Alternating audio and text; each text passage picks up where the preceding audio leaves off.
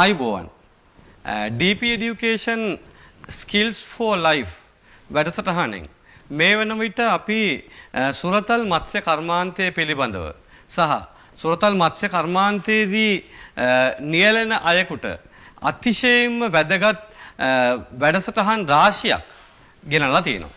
ඉතින් ඒ වැඩසටහන් අතරේ තවත් එක සුවිශේෂී වැඩසටහනකට තමයි අද දවසේ අපි සූදානම් වෙන්නේ. ඇත්තටම කියනවා නම් සුරතල් මත්ස්‍ය කර්මාන්තයේ නියැලලා ඉන්න ගොවි මහතෙකු වේවා, එහෙම නැත්නම් ඇක්වේරියම් එකක් තියෙන ඇක්වේරියම් හිමිකරුවෙකු වේවා, එහෙම නැත්නම් සුරතල් මත්ස්‍ය කර්මාන්තය ජීවනෝපායක් විදියට කරගෙන යන බොහෝ අයෙකුගේ නැත්නම් කෙනෙකුගේ ලොකු අරමුණක් වෙන්න පුළුවන් කවදා හරි දවසක සුරතල් මත්ස්‍ය අපනයන කර්මාන්තයට පිවිසෙන්න. ඉතින් මේ සුරතල් මත්ස්‍ය කර්මාන්තයේදී අපනයන බලපත්‍රයක් ලබා ගැනීම සුරතල් මත්ස්‍ය කර්මාන්තයේදී සුරතල් මත්ස්‍යයින් ඇති කිරීම සඳහා අපනයන බලපත්‍රයක් ලබා ගන්නවා කියන මාතෘකාව තමයි අද අපි සාකච්ඡා කරන්න යන්නේ.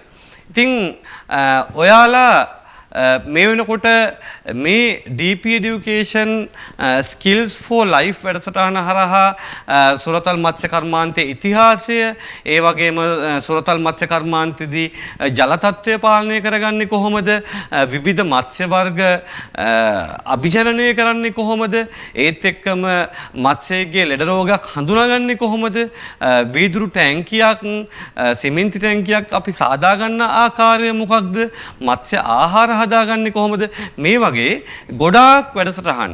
ඒ කියන්නේ මත්ස්‍ය කර්මාන්තේ නැතුවම බැරි අත්‍යවශ්‍යම මාතෘකා රාශියක් අපි කතා කරලා තියෙනවා. ඉතින් ඒ රාශිය අතරේ අපේ මේ වැඩසටහනේ එක බලාපොරොත්තුවක් තමයි ශ්‍රී ලංකාවට විදේශ විනිමය ගෙනීම වැඩි කිරීම. ඉතින් මේ විදේශ විනිමය ගේන්න පුළුවන් නම් අපි කර්මාන්තයක් හරහා තමයි මේක විශේෂයෙන්ම කරන්න ඕනේ. ඒකට ලංකාවේ කර්මාන්තයක් විදියට විසිතුරු මත්ස්‍ය වගාව සිද්ධ කරන ව්‍යාපාරිකයෙකුට විසිතුරු මත්ස්‍යයින් අපනයනය කරන්න අවශ්‍ය වුණොත් එයා කොහොමද බලපත්‍රයක් ලබා ගන්න කියන එක තමයි අද අපි අපේ මේ මාතෘකාවේදී කතා කරන්න සූදානම් වෙන්නේ. අපි ව්‍යාපාරයක් ආරම්භ කරනකොටම සුරතල් මත්ස්‍ය කර්මාන්තයට වගාකරුවෙකු ලෙස හෝ වෙළඳ ව්‍යාපාරිකයෙකු ලෙස හෝ කුමන ආකාරයකින් හරි අපි ව්‍යාපාරයට එළඹෙන විටම අපේ ගාව තියෙන්න ඕනේ ඉලක්කයක් තියෙන්න ඕනේ. අපේ ගාව තියෙන ටාගට් එකක් තියෙන්න ඕනේ. ඒ කියන්නේ අද අපි අපේ ව්‍යාපාරය මොන මට්ටමකින්ද කරගෙන යන්නේ? තව අවුරුද්දකින් අපි කුමන මට්ටමකින් කරගෙන යනවද? තව අවුරුදු 5කින් අපි මොන වගේ මට්ටමකට අපේ ව්‍යාපාරය ගෙන එනවද? එහෙම නැත්නම් අපේ ඊළඟ පරම්පරාවට, ඒ කියන්නේ අපේ දූදරුවන්ට, අපේ උරුමකරුවන්ට ඊළඟට අපි මේ ව්‍යාපාරය උරුම කරලා දෙන්නේ මොන වගේ ව්‍යාපාරයක් විදිහටද කියන එක ගැන ඕගොල්ලන්ට අපි ව්‍යාපාරයක් ආරම්භ කරන ඕනෑම කෙනෙකුට ඒ අරමුණ තියෙන්න ඕනේ. ඉතින් ඒ අරමුණේ එක ගමනාන්තයක් තමයි සුරතල් මත්ස්‍ය අපනයන කරුවෙකු විදියට ලෝකයට මුහුණ දීම. එහෙම නැත්නම් මේ වෙළඳපොළට පිවිසීම. එතකොට මේ වෙළඳපොළට සුරතල් මත්ස්‍ය අපනයන කරුවෙකු විදියට වෙළඳපොළට පිවිසෙන්න ඕනේ නම් ඒකට අවශ්‍ය කරන මූලික අඩිතාලම අපි මේ වෙනකොටම දාගන්න ඕනේ. ඒක තමයි අපි ඉලක්කයක් තියාගන්නවා කියලා කියන්නේ. අපි අවුරුද්දකින් දෙකකින් හෝ පහකින් අපි මේ කර්මාන්තය අපගේ දේශීය වශයෙන් අපි කරගෙන යන සුරතල් මත්ස්‍ය කර්මාන්තය අපනයන ව්‍යාපාරයක් දක්වා වර්ධනය කරන්න අවශ්‍යයි කියන ඉලක්කය අද දවසේ අපි හදාගත්තොත් අපිට සුරතල් මත්ස්‍ය අපනයන බලපත්‍රයක් ලබා ගන්න එක, ඒත් එක්කම සුරතල් මත්ස්‍ය කර්මාන්තයේ අපනයන කරුවෙකු වශයෙන් ඒ බලපත්‍රයක් ලබා ගැනීමේ ක්‍රියාවලියේදී ගොඩක් පහසුවක් වෙනවා නියතයි. ඒ නිසා මම විශ්වාස කරනවා අද අපි මේ කරන වැඩසටහන හරහා සුරතල් මත්ස්‍ය අපනයන බලපත්‍රයක් ලබා ගන්නවා කියන එක මේ පාඩම මුල ඉඳන් අගටම ඔයාලා හැම කෙනෙක්ම අනිවාර්යෙන්ම නරඹන්න. මොකද ඒකට හේතුව අපිට වැදගත් වෙන අපි නොදන්න සහ අපි සුරතල් මත්ස්‍ය අපනයන බලපත්‍රයක් හෝ අපේ ව්‍යාපාරය පුළුල් කරන්න යද්දී අපි අපේ භාෂාවෙන් කියනවා නම් අපි හිර වෙන තැන් ටිකක් අද අපි කතා කරන්න යන්නේ. අන්න ඒ හිර වෙන තැන් ටික අපිට ලෙහා ගන්න පුළුවන් අපි මුලින්ම අපේ ව්‍යාපාරය නිවැරදි ආකාරයට ඉලක්කගත කරලා. ඒ කියන්නේ අපි අරමුණු ගත කරලා අපි හරියට ફોකස් කරලා තිබුණොත් අපිට පුළුවන් අපේ මේ ඉලක්කය ජය ගන්න පුළුවන්. අපේ සුරතල් මත්ස්‍ය අපනයන කර්මාන්තයේ දෙසට හැරිලා බැලුවොත් ඔයාලට පේනවා ලංකාවේ මේ වන විට සුරතල් මත්ස්‍ය අපනයන ව්‍යාපාරිකයින් 50කට ආසන්න ප්‍රමාණයක් ඉන්නවා. ඒ වගේම බොහොම මෑතකදී තවත් ව්‍යාපාරිකයින් කීප දෙනෙක් මේ කර්මාන්තයට එකතු වුණා. ඉතින් අපේ බලාපොරොත්තු වෙන්නේ මේ දිනපතාම මේ කර්මාන්තයට එකතු වෙන ව්‍යාපාරිකයින් ප්‍රමාණය වැඩි විය යුතුයි. මොකද ලංකාව කියලා කියන්නේ නිවර්තන කලාපයේ පිහිටි රටක්. ඒ වගේම අපිට ජලය සම්බන්ධයෙන් කිසිම ගැටලුවක් නැහැ. මුළු අවුරුද්ද පුරාම අපිට ජලය තියෙනවා. ඒත් එක්කම හිරු එළිය ඉතාමත් හොඳින් මුළු වර්ෂය පුරාම ඒකාකාරීව අපිට තියෙනවා. ඉතින් ඒත් එක්කම ලංකාවේ ඉඩම් පරිභෝජනය ගත්තම ගොඩක් වෙලාවට ඌන උපයෝජිත ඉඩම් අපිට අවශ්‍ය ප්‍රමාණයටත් වඩා තියෙනවා.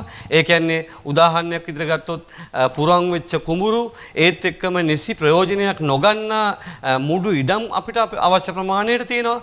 ඉතින් ඒවත් එක්ක අපිට මේ සුරතල් මත්ස්‍ය කර්මාන්තය කියලා කියන්නේ අනිවාර්යයෙන්ම ප්‍රවර්ධනය කරන්න පුළුවන් කර්මාන්තයක්. ඉතින් දැනට මේ ව්‍යාපාරිකයින් 50ක් පමණ ඉන්න ව්‍යාපාරිකයින් කාලයක් තිස්සේ ඔවුන් බොහෝම දුක් මහන්සියෙන් අවුරුදු ගණනාවක් තිස්සේ මහන්සියලා දශක ගණනාවක් තිස්සේ මේ තැනට ආපු අය. ඒගොල්ලෝ කාලයක් තිස්සේ මහන්සියලා ඒගොල්ලන්ගේ ව්‍යාපාර කටයුතු මේ අපනයන ව්‍යාපාරයක් බවට දක්වා පත් කරගෙන මේ ව්‍යාපාර කටයුතු බොහොම සාර්ථකව කරගෙන යන ව්‍යාපාරිකයින්.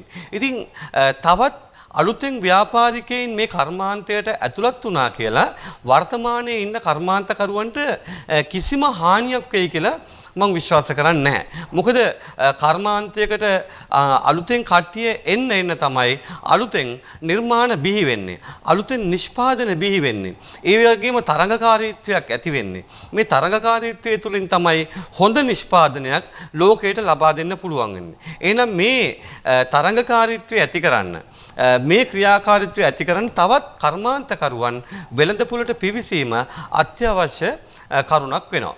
ඉතින් මේ විදිහට කර්මාන්තකරුවන් වෙළඳපොළට පිවිසීම අවශ්‍ය වෙලා තියෙන වෙලාවක ඇයි මේ කර්මාන්තයට මිනිසුන් එළඹෙන්නේ නැත්තේ? ඇයි මේ කර්මාන්තයට අලුතෙන් පිවිසෙන අපනයනකරුවන් ප්‍රමාණය අඩු?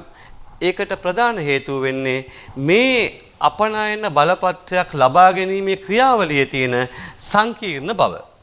මොකද ලංකාව ඇතුලේ අපි සුරතල් මසුන් අපනයනය කරනවා නම් ඒ අපනයනය කිරීමේදී අපිට ඉතාමත් විශාල මහන්සියක් වෙලා මේ අපනයන බලපත්‍රය ලබා ගන්න සිද්ධ වෙන්නේ. මොකද ඒකට හේතුව රාජ්‍ය ආයතන ගණනාවකින් අපිට ඒ සඳහා අවසර ලබා ගන්න ඕන වෙනවා. ඒත් එක්කම අපනයන බලපත්‍රයක් ලබා ගැනීමේ ක්‍රියාවලිය පිළිබඳ එක ආයතනයකින් දැනගන්න පුළුවන් තත්ත්වයක් නැහැ.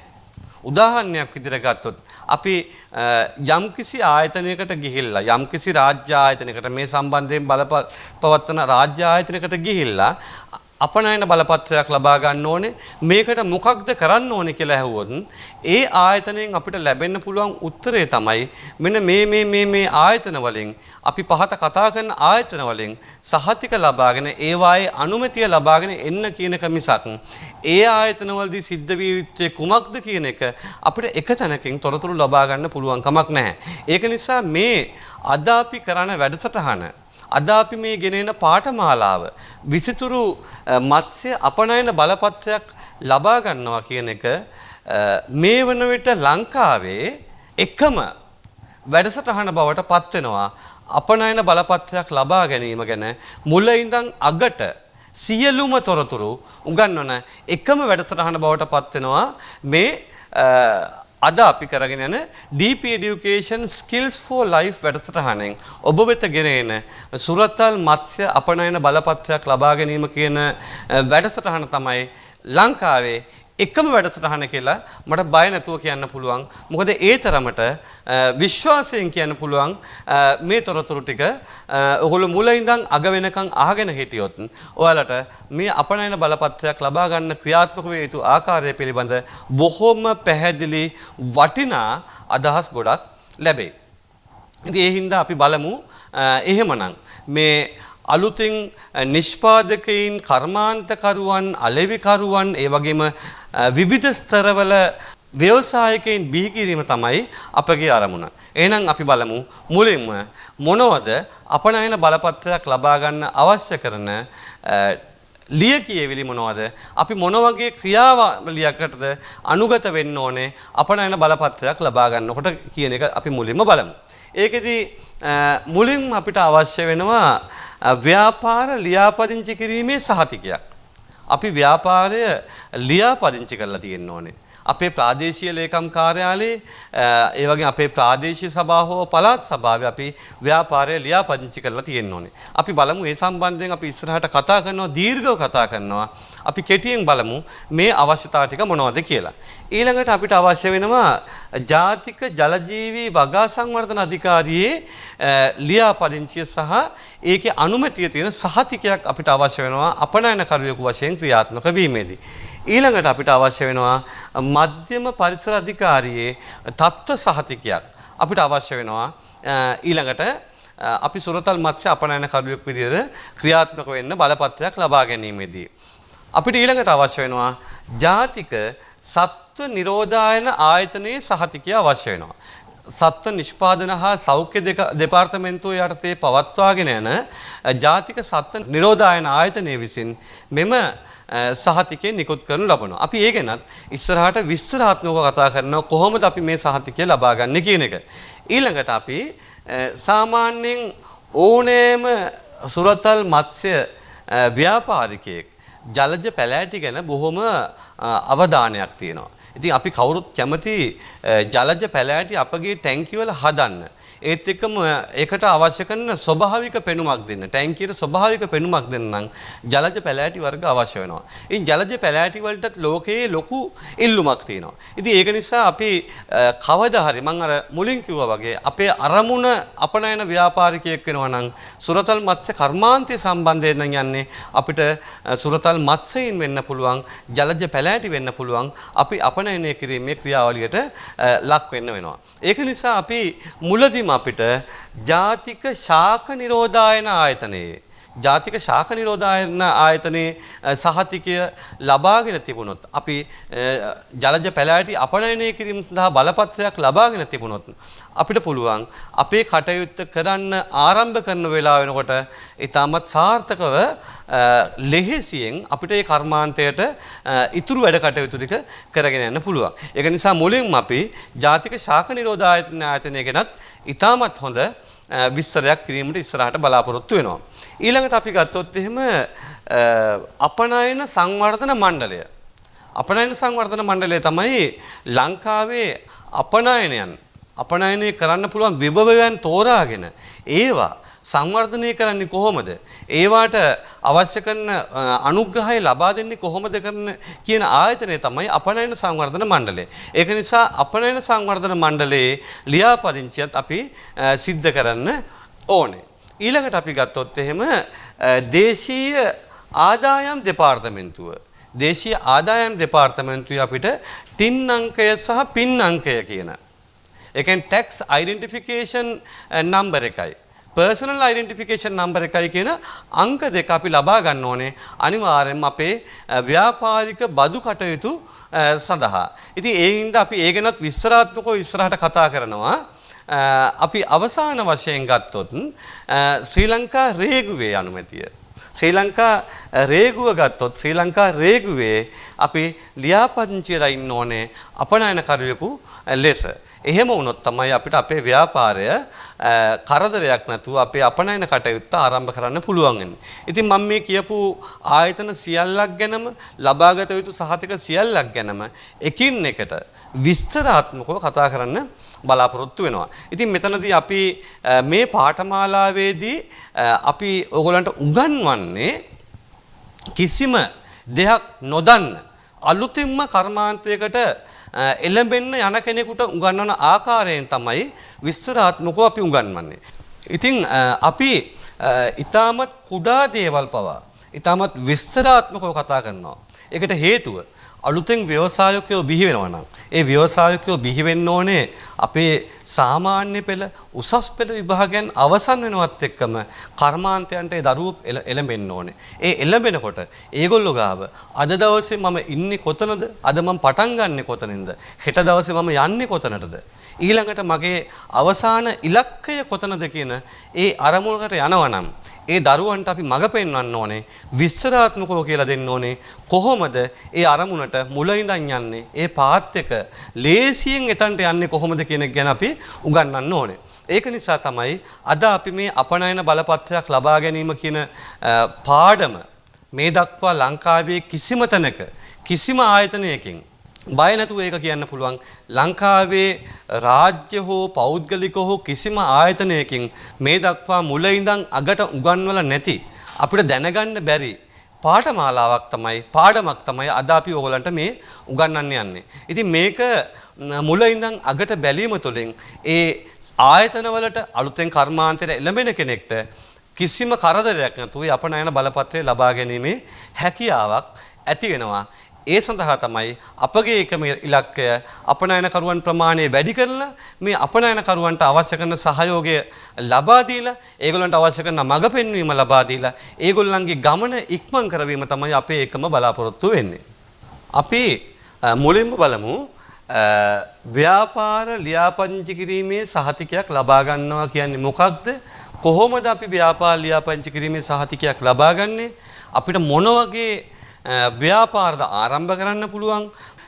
සාමාන්‍ය පෙළ විභාගයට සහ උසස් පෙළ විභාගයට පෙනී හිටපු දරුවෝ නම් ඒත් එක්කම ව්‍යාපාරයක් කාලයක් තිස්සේ ආරම්භ කරන්න බලාපොරොත්තුෙන් හිටපු කෙනෙක් නම් ඒ අයට මේ තොරතුරු සමහර තොරතුරු ඔයගොල්ලෝ මේ වෙනකොට දන්නවා ඇති. නමුත් අපි මුල ඉඳන්ම මොන වගේ ව්‍යාපාරයක්ද ආරම්භ කරන්න ඕනේ කියන එක ගැන කතා කරන්න යන්නේ.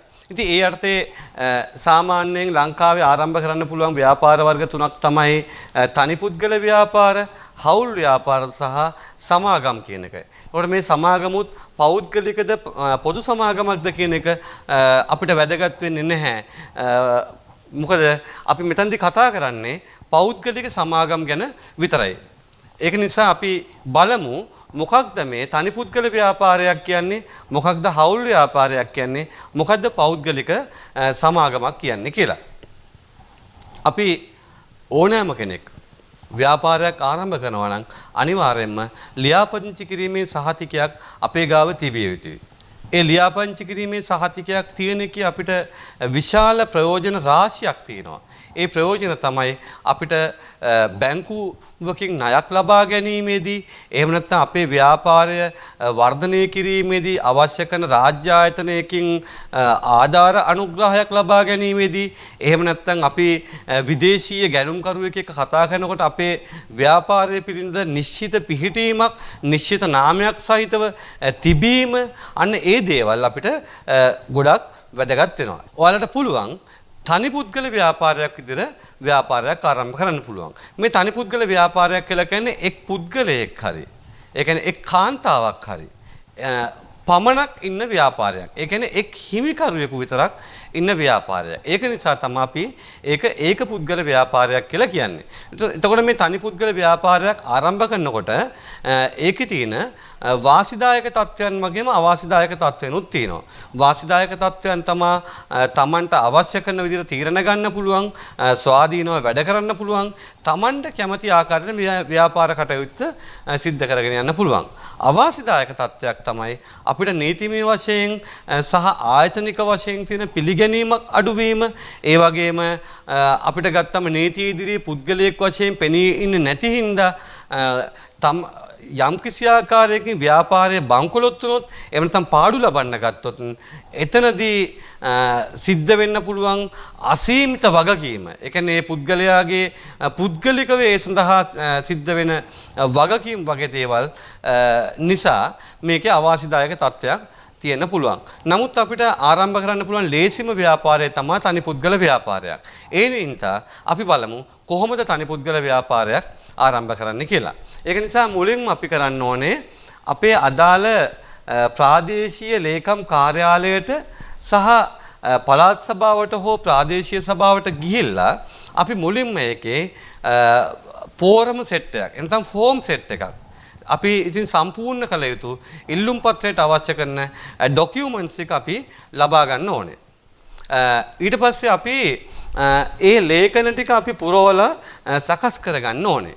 මේ ලේඛන පිරවීමේදී අපිට අත්‍යවශ්‍ය කරන දේවල් තමයි අපේ ඒ ඉල්ලුම් පත්‍රය, ඒ වගේම ග්‍රාම නිලධාරී සහතිකය ප්‍රාදේශීය ලේකම් කාර්යාලය හරහා තහවුරු කරගත්තු සහතික කරගත්තු ග්‍රාම නිලධාරී සහතිකය, ඒ වගේම ඔබගේ ජාතික හැඳුනුම්පතේ පිටපත්, ඒ වගේම ව්‍යාපාරික ස්ථානයේ හිමිකාරීත්වය, ව්‍යාපාර ස්ථානයේ හිමිකාරීත්වය පිළිබඳව ඔප්පු කිරීමේ සහතිකය.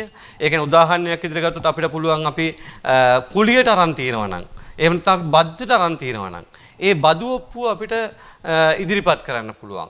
එහෙම නැත්නම් අපිට අපේ ඥාතියෙකුගෙන් හෝ වැඩිහිටියෙකුගෙන් හෝ අපේ දෙමව්පියන්ගෙන් ලැබිලා තියෙන නමුත් ඔප්පුව අපේ නමට නැති ව්‍යාපාරික ආයතනයක් නම් අපිට පුළුවන් ඒ නියම අයිතිකරුගේ, ඒ කියන්නේ තමන්ගේ දෙමව්පියන්ගේ හෝ ඒ ඥාතියාගේ කැමැත්ත ප්‍රකාශ කරපු ලිපියක් අපිට ඉදිරිපත් කරන්න පුළුවන්.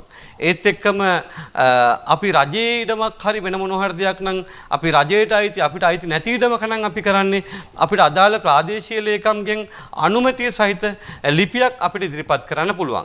අන්නේ හිමිකාරීත්ව ලේඛන අපි ඉදිරිපත් කරන්න ඕනේ.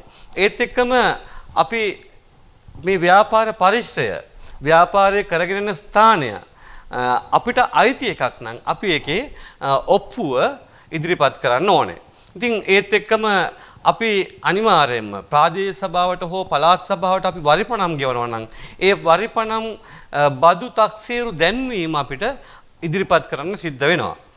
ව්‍යාපාරයේ ආරම්භක ප්‍රාග්ධනය තහවුරු කරන දිවුරුම් ප්‍රකාශයක් අපි සාම විනිසුරු තුමෙකු ලවා ඉදිරිපත් කරන්න ඕනේ. අපි මේ ව්‍යාපාරයට කොච්චර මුදල් ප්‍රමාණයක්, කොපමණ මුදල් ප්‍රමාණයක් ආරම්භක ප්‍රාග්ධනය වශයෙන් යොදවනවද කියන එක.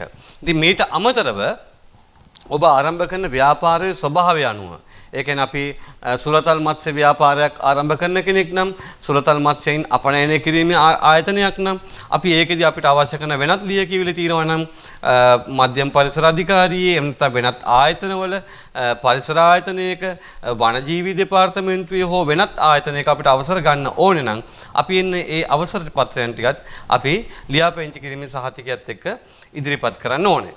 ඊළඟට අපි කරන්නේ මේ ලේඛන ටික සකස් කරගෙන මේ ලේඛන පුරවලා අපි ඒක අදාළ ගාස්තුත් එක්ක අපි මේ ෆෝම් සෙට් එක, අපි පුරවපු ලිපි ලේඛන ටික ඉදිරිපත් කරන්න ඕනේ. එතකොට මේ ලිපි ලේඛන ටික අපි ඉදිරිපත් කළාට පස්සේ අපිට ව්‍යාපාර ලියාපදිංචි කිරීමේ සහතිකයක් අපිට ලබා ගන්න පුළුවන්. දැනට ශ්‍රී ලංකාවේ තනි පුද්ගල ව්‍යාපාරයක් ආරම්භ කරනවා නම් ඒකේ ලියාපදිංචි ගාස්තු වෙන්නේ මෙන්න මේ විදිහට තමයි ලියාපදිංචි කිරීමේ ගාස්තු සඳහන්ලා තියෙන්නේ. මූලික ප්‍රාග්ධනය රුපියල් ලක්ෂ 3කට වඩා අඩු ව්‍යාපාරයක් නම් ලියාපදිංචි ගාස්තුව රුපියල් 500යි. ඒත් එක්ක මූලික ප්‍රාග්ධනය රුපියල් ලක්ෂ 3ට වඩා වැඩි, රුපියල් ලක්ෂ 5ට වඩා අඩු ප්‍රමාණයක් නම් ලියාපදිංචි ගාස්තුව රුපියල් 1000යි.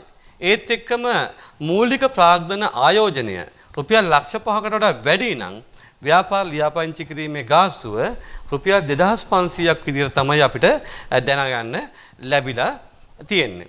ඉතින් මේ ක්‍රියාවලිය තනි පුද්ගල ව්‍යාපාරයක් ලෙස ලියාපදිංචි කරොත් එහෙම ලියාපදිංචි ක්‍රියාවලියේ තියෙන සරල බව, විශාල මුදලක් ලියාපදිංචිය සඳහා ගෙවීමට සිදු නොවීම, ඒත් එක්කම අපේ පුද්ගලික නමයාර්ථයේ බැංකු ගිණුමක් විවෘත කරලා පවත්වාගෙන යන්න පුළුවන්කම තියෙනක, ඒත් එක්කම සම්පූර්ණ වශයෙන්ම පාලනය අපිට තනියම අපි කැමති විදිහට අපිට කරගෙන යන්න පුළුවන් එක, ඒත් එක්කම අපි උපයන සම්පූර්ණ ලාභයම අපිට පෞද්ගලිකව තනියම භුක්ති විඳින්න පුළුවන්කම ඒත් එක්කම මේ ව්‍යාපාරය අපිට අවශ්‍ය ඕනම වෙලාවක අපේ තනි කැමැත්ත මත වසා දමන්න පුළුවන්කම අන්න ඒ දේවල් නිසා මේ තනි පුද්ගල ව්‍යාපාරයක් ආරම්භ කිරීමේ වාසි විදියට අපිට පෙන්වන්න පුළුවන්.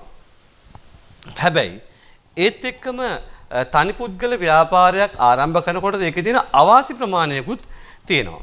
ඒකට මේකෙදී අපි උපේන ඕනෑම ආදායමක් අපේ මේ ව්‍යාපාරයේ ආදායමක් නැත්නම් අපේ ආදායමක් අපේ පුද්ගලික ආදායමක් විදිහට තමයි සලකන්නේ. එහෙම වුණාම අපි ඒක නමින් බදු ගෙවන්න අපිට සිද්ධ වෙනවා.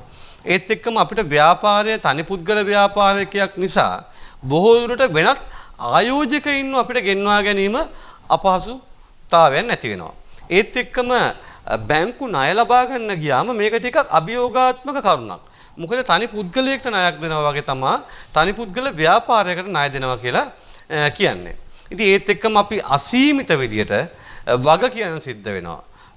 බංකොලොත් වෙනකොට ව්‍යාපාරය යම්කිසි ආකාරයකින් බංකොලොත් වුණොත් එහෙම ඒ කියන්නේ බොන්වත් වුණොත් Taman මේ ව්‍යාපාරික වගකීම් පියවීමට Tamanගේ පුද්ගලික දේපල අලෙවි කරලා හරි අපිට මේ දේ කරන්න සිද්ධ වෙනවා. ඉතින් මේ වගේ ව්‍යාපාරයේ අයිතිකරුගේ මිය යාමත් සමගම ව්‍යාපාරය අවසන් වුණා විදිහට තමයි සලකන්නේ. ඉතින් දීර්ඝකාලීන අඛණ්ඩ පැවැත්මක් නොතිබීම මේ වගේ ව්‍යාපාරයක සාමාන්‍ය ස්වභාවයක්. ඉතින් අපි මේ තනි පුද්ගල ව්‍යාපාරයක වාසි සහ අවාසි ඔයගලන්ට කිව්වා. ඒත් එක්කම හවුල් ව්‍යාපාරයක් ගත්තත් මේ හවුල් ව්‍යාපාරයේදී තනි පුද්ගල ව්‍යාපාරයක් වගේම තමයි බොහෝ දුරට එක හා සමානයි මේකේ තියෙන ක්‍රියාවලිය. ඉතින් එහෙනම් අපි ඊළඟට බලමු. ඊටමත් කෙටියෙන් අපි බලමු පුද්ගලික සමාගමක් විදිහට අපි මේ ව්‍යාපාරය ආරම්භ කරොත් මොකද වෙන්නේ කියන එක. පුද්ගලික සමාගමක් විදිහට අපි මේ ව්‍යාපාරය ආරම්භ කරොත් එහෙම ඒ පුද්ගලික සමාගමට වෙනමම අයිතිකරුවන්ගෙන් වෙන් වෙච්ච පුද්ගල භාවයක් තියෙනවා. ඒක නීතියේ ඉදිරියේ පුද්ගලයෙක් වශයෙන් පිළිගන්නවා ඒ ආයතනය. ඉතින් අයිතිකරු නිකන් හරි ව්‍යාපාරය බංකොලොත් වුණොත් ඒ කියන්නේ බුම්වත් වුණොත් එහෙම අයිතිකරු තනියම වග කියන්න ඕනේ. ඒක සමාගමක් විදිහට තියෙන නිසා ඒ සමාගමේ ණය අයිතිකරුගේ පුද්ගලික ණයක් බවට පත් වෙන්නේ නැහැ. ඉතින් ඒත් එක්කම අපි සීමිත සමාගමක් ලියාපදිංචි කරන්න ගියාම මේ සීමිත සමාගම ලියාපදිංචි කරන්න පුළුවන්කම තියෙන්නේ සමාගම් රෙජිස්ට්‍රාර් කාර්යාලයට තමයි. සමාගම් රෙජිස්ට්‍රාර් කාර්යාලයෙන් තමයි මේ සමාගමක් පුද්ගලික සමාගමක් ලියාපදිංචි කරන්නේ. මේ පුද්ගලික සමාගමක් ලියාපදිංචි කිරීමේදී අපි පහුගිය කාලයේදී ඒ කියන්නේ අපි මීට වසර ගණනාවකට කලින් ගත්තොත් ඊටමත් අපහසු කාර්යයක්. ඒ කියන්නේ සමාගම් මැදුරට ගිහිල්ලා ඒ සමාගම් මැදුරෙන් ඉල්ලන ලියකියවිලි සම්පූර්ණයෙන්ම පුරවලා දීලා ඊටමත් දීර්ඝ ක්‍රියාවලියකට ලක් කරලා තමයි අපිට පුද්ගලික සමාගමක් ලියාපදිංචි කරන්න පුළුවන්කම තිබුණේ. නමුත් මේ වෙනකොට පුද්ගලික සමාගමක් ලියාපදිංචි කරන ආකාරය පිළිබඳව සමාගම් ලියාපදිංචි කිරීමේ රෙජිස්ට්‍රාර් කාර්යාලයේ ඔන්ලයින් ක්‍රමය හරහා අපිට රෙජිස්ට්‍රේෂන් එක බොහොම පහසුවෙන් කරගන්න පුළුවන්. ඉතින් ඒ වෙබ් අඩවියට පිවිසුනොත් ඕගොල්ලන්ට පෙනෙයි කොහොමද කොච්චර සරල ක්‍රියාවලියකින්ද මේ සංකීර්ණ කාර්යය අපිට කරගන්න පුළුවන් වෙන්නේ කියන එක එකින් එකට විස්තරාත්මකව විස්තර කරලා තිනවා. ඉතින් ඒ ටිකත් මම ඉතාමත් කෙටියෙන් ඕගොල්ලන්ට කියන්නම්. මොකද හේතුව අපි දැනගන්නකොට සියලුම දේවල් දැන ගැනීම අත්‍යවශ්‍ය දේවල් වල නිසා. කවදා දවසක අපි තනි පුද්ගල ව්‍යාපාරයකට වඩා සමාගමක් විදිහට අපිට අදම ලියාපදිංචි කරගන්න පුළුවන් නම් ඒක අපිට ගොඩාක් ශක්තියක් වෙයි. ඉතින් ඒ නිසා මම ඉතාමත් කෙටියෙන් අපි සමාගමක් ලියාපදිංචි කරන ආකාරය පිළිබඳව සලකලා බලමු. මුලින්ම අපි searching for your company name. ඒ කියන්නේ ඔබ සුදුසු නමක් ඉස්සෙල්ලා තෝරගන්න ඕනේ. අපිට කැමති හැම නමක්ම අපිට තෝරන්න බෑ.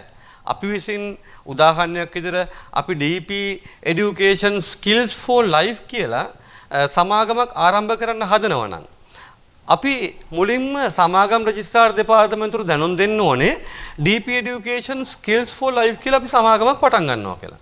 එතකොට ඒගොල්ලෝ චෙක් කරලා බලනවා ඒ නමින් කලින් ලියාපදිංචි එකක් තියෙනවද? මේක නීතිමය වශයෙන් ලියාපදිංචි කරන්න පුළුවන් තත්ත්වයක් තියෙනවද? ඒ සියලුම දේවල් බලලා තමයි ඒගොල්ලෝ ලියාපදිංචි කරන්නේ. ඒක නිසා අපි නමක් මුලින්ම තෝරගන්න ඕනේ. එතකොට ඒ නම තෝරගත්තට පස්සේ අපිට ROC ගිණුමක්. ඒ කියන්නේ අපි ඉලෙක්ට්‍රොනික විදියට මේ ලියාපදිංචි කරන ගිණුමක් අපි ආරම්භ කරගන්න ඕනේ. ඒත් එක්කම ඊළඟට අපි අපේ නම අපි මුදල් ගෙවලා වෙන් කරගන්න ඕනේ. අපි තෝරගත්තු නම ගැළපෙනවා නම් ඒක නමක් විදිහට යොදා ගන්න පුළුවන් කියලා අපිට දැනුම් දුන්නට පස්සේ අපි මේ නම වෙන් කරව ගන්න ඕනේ අපේ සමාගම ආරම්භ කරනකන්. ඊළඟට අපි සමාගමට සංස්ථාගත කිරීමේ ක්‍රියාවලිය ආරම්භ කරන්න ඕනේ. ඊළඟට අපි ඒකට අධ්‍යක්ෂකවරු එකතු කරන්න ඕනේ. සමාගම් ලේකම්වරයෙක් එකතු කරන්න ඕනේ. කොටස් හිමියන් එකතු කරන්න ඕනේ. ඊට පස්සේ අපිට ඩොකියුමන්ට්ස් එක අපිට ඩවුන්ලෝඩ් කරගන්න පුළුවන් අපිට අවශ්‍ය කරන ඩොකියුමන්ට්ස් එක. ඉතින් ඒත් එක්කම ඒ ඩොකියුමන්ට්ස් වලදී අපි ගත්තොත් එහෙම කම්පැනි එක රෙජිස්ටර් කරන්න ඒත් එක්කම අධ්‍යක්ෂකවරුන්ගේ කැමැත්ත ප්‍රකාශ කරපු ලිපිය සමාගම් ලේකම්ගේ කැමැත්ත ප්‍රකාශ කරපු ලිපිය අන්න ඒ දේවල් සඳහා දැනට සමාගම් මැදුරින් අය කරන මුදල් සහ ගාස්තුව තමයි අපි මේ කෙටියෙන් දක්වලා තින්නේ. ඕගොල්ලන්ට නැවත වතාවක් මේ වැඩසටහන නැරඹීමේදී ඒ පිළිබඳ අවබෝධයක් ලබා ගන්න පුළුවන්. මම ඉතාමත් කෙටියෙන් ඒ දේවල් ටික කිව්වේ. ඉතින් මේ කාර්යයන් සිද්ධ කරාට පස්සේ අපිට පුළුවන් අපේ ડોකියුමන්ට්ස් එක අපිට අප්ලෝඩ් කරන්න පුළුවන් EROC සිස්ටම් එක හරහා.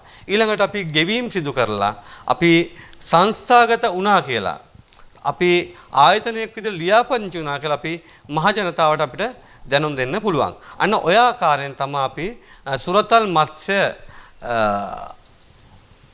අපනයන ව්‍යාපාරයක්. එහෙම නැත්නම් අපි සුරතල් මත්ස්‍ය කර්මාන්ත ගොවිපලක්. එහෙම නැත්නම් අපි ඇක්වේරියම් එකක් ආරම්භ කරනකොට අපිට ව්‍යාපාරය ලියාපදිංචි කරන්න ඔන්න ඔය ආකාරයට තමයි අපි මූලික වශයෙන් අපිට කරගන්න පුළුවන් ක්‍රමවේදයන් කීපය.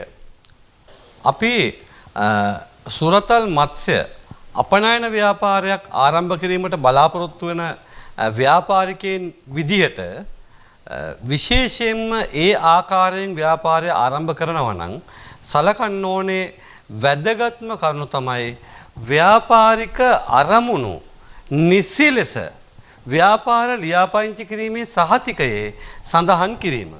මොකක්ද එකෙන් අදහස් කරන්නේ? විශේෂයෙන්ම ජාතික ජලජීවි වගා සංවර්ධන අධිකාරියේ අදාළ බලධාරීන් සමග සාකච්ඡා කරනකොට වෙනත් ආයතනවල සමාජිකයන් එක්ක ඒ නිලධාරීන් එක්ක සාකච්ඡා කරනකොට අපිට දැනගන්න ලැබිච්ච ප්‍රධාන කරුණක් තමයි මේ ව්‍යාපාර ලියාපදිංචි කිරීමේ සහතිකයේ අපනයනය සම්බන්ධයෙන් සඳහනක් නොමැතිවීම. ඒ කියන්නේ අපි මුලින්ම ව්‍යාපාරයක් ආරම්භ කරනකොට අපි හිතන්නේ අපි ඊටමත් කුඩා විස්තර මත්ස්‍ය ගොවිපලක් ආරම්භ කරනවා කියලා. ඉතින් එතනදී අපි ව්‍යාපාර ලියාපදිංචි කිරීමේ සහතිකයේ සඳහන් කරන්නේ අපේ ව්‍යාපාරික අරමුණ විස්තර මත්ස්‍ය වගා ව්‍යාපාරයක් පවත්වාගෙන යාම සහ විස්තර මත්ස්‍යයන් අලෙවි කිරීම කියලා. නමුත් මම අර ඔයගොල්ලන්ට මුලින් කියපු ඉලක්කය සහ අරමුණ නිසියාකාරයෙන් තමන් ගාව දැනටමත් තියෙනවා නම් අපිට ඒක සඳහන් කරන්න පුළුවන් විසිතුරු මත්ස්‍ය අපනයන ව්‍යාපාරයක් වශයෙන් කටයුතු කිරීමට බලාපොරොත්තු වෙනවා කියන එක. ඉතින් අපිට පුළුවන් විසිතුරු මත්ස්‍ය ව්‍යාපාරයක් පටන් ගන්නකොට ඒ අපනයන බලපත්‍රයක් ලබා ගන්නකොට ව්‍යාපාරය ලියාපදිංචි කිරීමේදී අපිට මෙන්න මේ විදිහට ලියාපදිංචි කරන්න පුළුවන්. මුලින්ම අපිට පුළුවන් සුරතල් මත්ස්‍ය වගාකරුවෙක් විදිහට ව්‍යාපාරය ලියාපදිංචි කරන්න පුළුවන්. ඒත් එක්කම අපිට පුළුවන් සුරතල් මත්ස්‍ය උපකරණ අලෙවි ව්‍යාපාරිකයෙක් ආයතනයක් විදිහට අපිට ලියාපදිංචි කරන්න පුළුවන්. ඒ වගේම අපිට සුරතල් මසුන් අලෙවි කරන ආයතනයක් විදිහට ලියාපදිංචි කරන්න පුළුවන්. ඒත් එක්කම අපිට සුරතල් මසුන් අපනයනය කරන ආයතනයක් විදිහට ලියාපදිංචි කරන්න පුළුවන්. තවත් අපිට පුළුවන් සුරතල් මසුන් ආනයනය කරන ව්‍යාපාරයක් විදිහට ලියාපදිංචි කරන්නත් පුළුවන්. ඒත් එක්කම අපිට පුළුවන් විසිතුරු ජලජ පැලෑටි වගා කරන ආයතනයක් විදිහට ආනයනය කරන ආයතනයක් විදිහට අපනයනය කරන ආයතනයක් මෙන්න මේ ආකාරවලින් අපිට ව්‍යාපාරය ලියාපදිංචි කිරීමේ හැකියාව තියෙනවා. ඉතින් එතනදී ඔයගොල්ලෝ තීරණය කරන්න ඕනේ ඔයාලගේ ව්‍යාපාරය ආරම්භ කරන්නේ කොයි විදිහටද අවසානයේ කොයි මට්ටමකට අපි ගෙනියනවද කියලා. අන්න එහෙමනම් ඒ අරමුණු සියල්ලම එකට කැටි කරගෙන තමයි අපේ ව්‍යාපාර ලියාපදිංචි කිරීමේ සහතිකය ගන්න ඕනේ. ඒ කියන්නේ අද දවසේදී අපි විසුරු මත්ස්‍ය ගොවිපලක් විතරක් ආරම්භ කරනවා. තව අවුරුදු 5කින් අපි මේ ව්‍යාපාරය අපනයන මට්ටමට ගෙනියන්න බලාපොරොත්තු වෙනවා නම් අපිට පුළුවන් විසිතුරු මත්ස්‍ය වගා ව්‍යාපාරයක් මෙන්ම විසිතුරු මත්ස්‍ය අපනයන ව්‍යාපාරයක් විදිහට එකසරේට අපිට ව්‍යාපාරය ලියාපදිංචි කරන්න පුළුවන්. ඉතින් ඒ අරමුණ නිසි ආකාරයෙන් අපේ ව්‍යාපාර ලියාපදිංචි කිරීමේ සහතිකයේ තිබුණ නැත්නම් අපි අපනයන ව්‍යාපාරයක් විදිහට කටයුතු කරන්න බලාපොරොත්තු වෙනවා කියන එක අපේ ව්‍යාපාර ලියාපදිංචි කිරීමේ සහතිකයේ තිබුණ නැත්නම් කවදා හරි දවසක අපි අපනයන බලපත්‍රයක් ගන්න ගිය දවසට අපිට මේ ව්‍යාපාර ලියාපදිංචි කිරීමේ සහතිකයට ඇමෙන්ඩ්මන්ට් එකක් එහෙම නැත්නම් අපිට ඒක සංශෝධනය කිරීමක් සිදු කරන්න වෙනවා විසිතුරු මත්ස්‍ය වගා ව්‍යාපාරයකින් නම් විසිතුරු මත්ස්‍ය අපනයන ව්‍යාපාරයක් ලෙස. නමුත් අපි මුලදීම අපි විසිතුරු මත්ස්‍ය වගාකරුවෝ සහ අපනයනකරුවෝ කියලා අපි සඳහන් කිරීමක් කරලා තියෙනවා නම් අපිට අපනයන බලපත්‍රයක් ලබා ගන්න ගිය දවසට ඒක ඉතාමත් පහසු වෙයි. ඔයගොල්ලෝ මේ දකින්නේ ඒ විදියට ව්‍යාපාර ලියාපදිංචි කිරීමේ සහතිකයක් ලබා ගන්න ගියාම මොන වගේ ෆෝම් එකක්ද ඔයගොල්ලන්ට ඇප්ලිකේෂන් එකක්ද පුරවන්න තියෙන්නේ කියන එක. අන්න එහෙනම් අපි එතනින් මේ ව්‍යාපාර ලියාපදිංචි කිරීමේ සහතිකය සම්බන්ධයෙන් කතා කරන ටික අපි අවසන් කරනවා. ඊළඟට අපි ජාතික ජලජීවී වගා සංවර්ධන අධිකාරිය ජාතික ජලජීවී වගා සංවර්ධන අධිකාරිය එහෙම නැත්නම් අපි කෙටියෙන් කියනවා නැග්ඩා කියලා. ගොඩක් අයට බොහොම සරලව අපි දන්න ජනප්‍රිය වචනේ තමයි නැග්ඩා ආයතනය කියන එක. මේ නැග්ඩා ආයතනය බත්තරමුල්ල ප්‍රදේශයේ පිහිටවල තියෙන්නේ. එතකොට ඒත් එක්කම මේ ආයතනයේ දිස්ත්‍රික් ජලජීවී වගා ව්‍යාප්ති කාර්යාල ලංකාවේ හැම දිස්ත්‍රික්කයකම වගේ පිහිටවල තියෙනවා. ඒත් එක්කම දිස්ත්‍රික් ජලජීවී වගා සංවර්ධන නිලධාරී මහත්මයෙකු ඒත් එක්කම පළාත් ජලජීවී වගා සංවර්ධන නිලධාරීන් මහත්වරු ඒ වගේ අය මේ ආයතන වලට අනුයුක්ත කරලා තියෙනවා. ඔබ විසින් සුරතල් මත්ස්‍ය වගා ව්‍යාපාරයක් හෝ සුරතල් මත්ස්‍ය අපනයන ව්‍යාපාරයක් පවත්වාගෙන යන අනිවාර්යයෙන්ම නැග්ඩා ආයතනය ඒ කියන්නේ ජාතික ජලජීවී වගා සංවර්ධන අධිකාරියේ ලියාපදිංචි වෙලා ඉන්න ඕනේ. මේ ලියාපදිංචි වීමේ කාර්ය එතරම් සංකීර්ණ කාර්යයක් නෙවෙයි. එතරම් අපහසු කාර්යයක් නෙමෙයි. බොහොම පහසු කාර්යයක් තියෙන්නේ. එතනදී ඔයගොල්ලන්ගෙන් මූලික වශයෙන් ලියකියවිලි කීපයක් ඉල්ලනවා ව්‍යාපාරයේ ඔප්පුව ඒ කියන්නේ තමන්ගේ බලපත්‍ර ඊළඟට ගොවිපළ පිහිටි ස්ථානය ගොවිපළට ළඟා වෙන මාර්ගය පිළිබඳව දල සටහනක් ඒ වගේම තමන් ගොවිපළේ හදන්න යන මත්ස්‍ය වර්ග ඒ වගේ විස්තර කීපයක් ඉල්ලනවා. ඉතින් ඊළඟට අපනයන බලපත්‍රයක් ලබා ගැනීමේදී ඔබගෙන් ඊට වඩා වෙනස් ඩොකියුමන්ට්ස් ප්‍රමාණයක් බලාපොරොත්තු වෙනවා. ඒකට ඒ බලාපොරොත්තු වෙනකොට අපිට ඒ දේවල් ටික නැතුව මත්ස්‍ය අපනයන ව්‍යාපාරයක් ආරම්භ කරන්න බෑ. අපි මධ්‍යම පරිසර අධිකාරියේ ඊළඟට ජාතික සත්ත්ව නිරෝධායන ආයතනයේ ඒ වගේම අනෙකුත් ආයතන ලියාපදිංචි වෙලා තමයි මේ අපනයන බලපත්‍රයක් අපිට ලබා ගන්න පුළුවන්කම තියෙන්නේ. ඉතින් නැග්ඩා ආයතනයේ සම්බන්ධයෙන් ගත්තම ඊටමත් පහසු කටයුත්තක් තමයි අපිට මේ ලියාපදිංචි සහතිකය ලබා ගන්නවා කියලා කියන එක. අපි ශ්‍රී ලංකා ජාතික ජලජීවී වගා සංවර්ධන අධිකාරියට ලියාපදිංචි සඳහා ඉදිරිපත් කළ යුතු ලියකියවිලි පිළිබඳව මෙතනදී ඔයගලන්ට පෙන්වලා තියෙනවා. මූලික වශයෙන් ගත්තම අදාළ ව්‍යාපාර පරිශ්‍රයේ ඔප්පු කොපිය එහෙම නැත්නම් බදු ගිවිසුම හෝ ඒ ව්‍යාපාරය අදාළ ස්ථානයේ පවත්වාගෙන යාමට කැමැත්ත ප්‍රකාශ කළ ඒ භූමියේ හිමිකරු විසින් ඔබට දෙන කැමැත්ත ප්‍රකාශ කරන ලිපිය එහෙම නැත්නම් රජයේ ඉඩමක නම් රජයේ දිස්ත්‍රික් ලේකම් කාර්යාලයෙන් අනුමැතිය සහිත ලිපිය ඔගොල්ලෝ මුලින්ම ඉදිරිපත් කරන්න ඕනේ. ඊළඟට අපි ව්‍යාපාර පරිශ්‍රයට ළඟා වෙන මාර්ග සටහන් අපි දල සටහනක් දක්වන්න ඕනේ. ඊළඟට අපි අපේ පුද්ගලික හැඳුනුම්පතේ කොපි එකක් එහෙම නැත්නම් ඡායාරූප සටහනක් අපි ලබා දෙන්න ඕනේ. ඒත් එක්කම අපි ව්‍යාපාර ලියාපදිංචි කිරීමේ සහතිකය අපි ලබා දෙන්න ඕනේ. ඒත් එක්කම ටැංකි වල ලේඅවුට් එක. ඒ කියන්නේ ටැංකි කොමන ආකාරයෙන්ද පිහිටලා තියෙන්නේ කියන එක. අපේ ගොවිපළ ඇතුලේ කොමන ආකාරයෙන්ද අපි ටැංකි පිහිටලා තියෙන්නේ කියන එක ලබා දෙන්න ඕනේ. ඉතින් ඒ දේවල් දුන්නට පස්සේ ජාතික ජලජීවි වගා සංවර්ධන අධිකාරිය විසින් ඕගලන්ට ඒ අදාළ සහතිකය නිකුත් කරනවා. ඉතින් ඒත් එක්කම අපි අපනයන බලපත්‍රයක් ලබා ගැනීමේදී ජාතික ජලජීවි වගා සංවර්ධන අධිකාරිය විසින් මාසයකට වරක් පවත්වන ලබන කමිටුවක් මගින් නිර්දේශයක් ලබා ගන්න ඕනේ.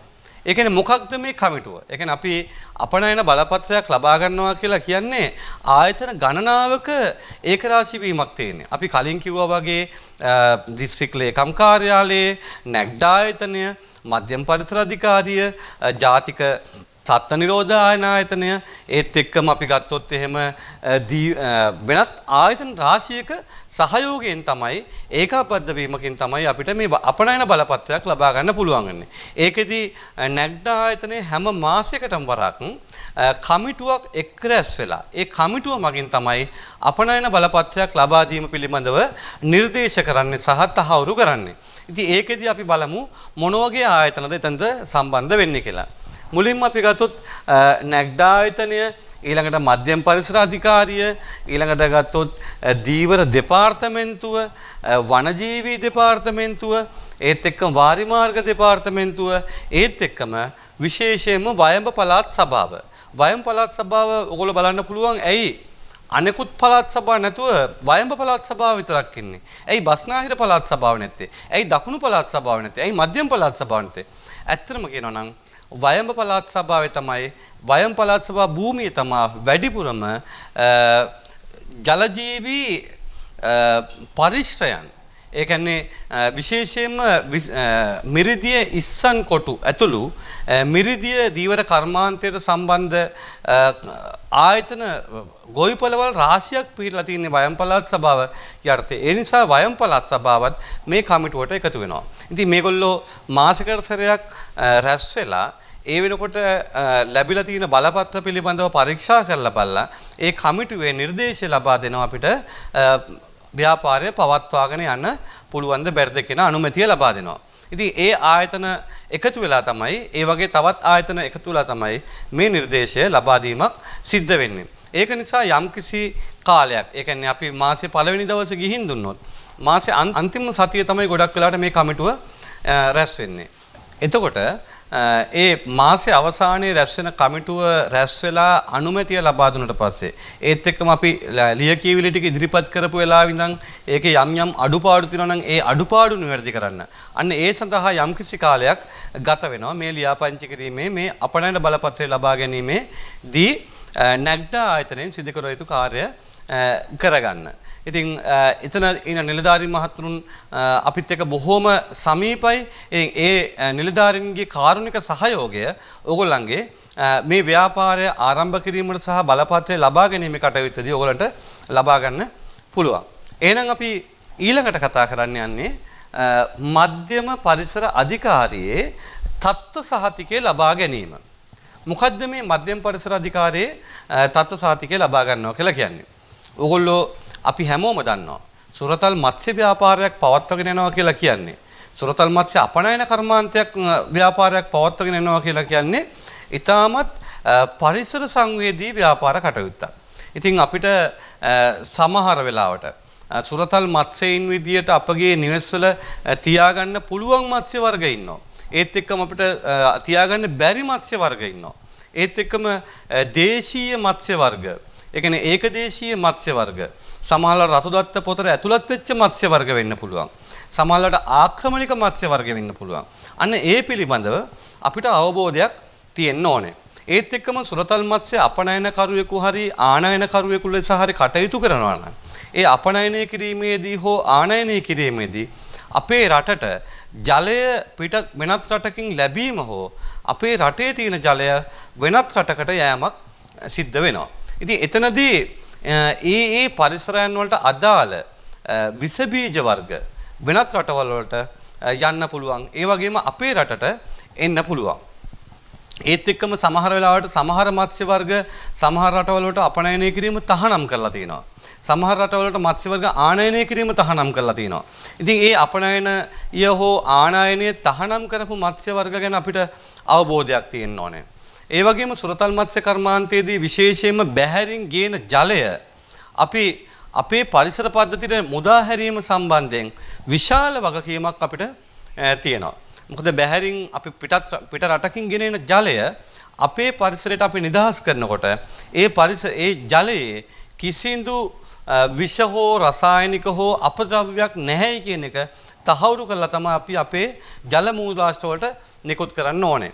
එහෙම නැතුව කටයුතු කරපු සමහර අවස්ථාවලදී ආක්‍රමණික ශාක වර්ග, ආක්‍රමණික ඇල්ගී වර්ග, ආක්‍රමණික වෙනත් පැලෑටි වර්ග අපිට ලැබිච්ච අවස්ථාවල් අපි දකින්න තියෙනවා. ඉතින් ඒක නිසා මේ தත්ත්වය සුරතල් මත්ස්‍ය වගාකරුවෙකු හෝ අපනයනකරුවෙකු ලෙස වළක්වා ගන්න නම් අපි මධ්‍යම පරිසර අධිකාරියේ තත්ත්ව සාතිකය ලබා ගන්න ඕනේ.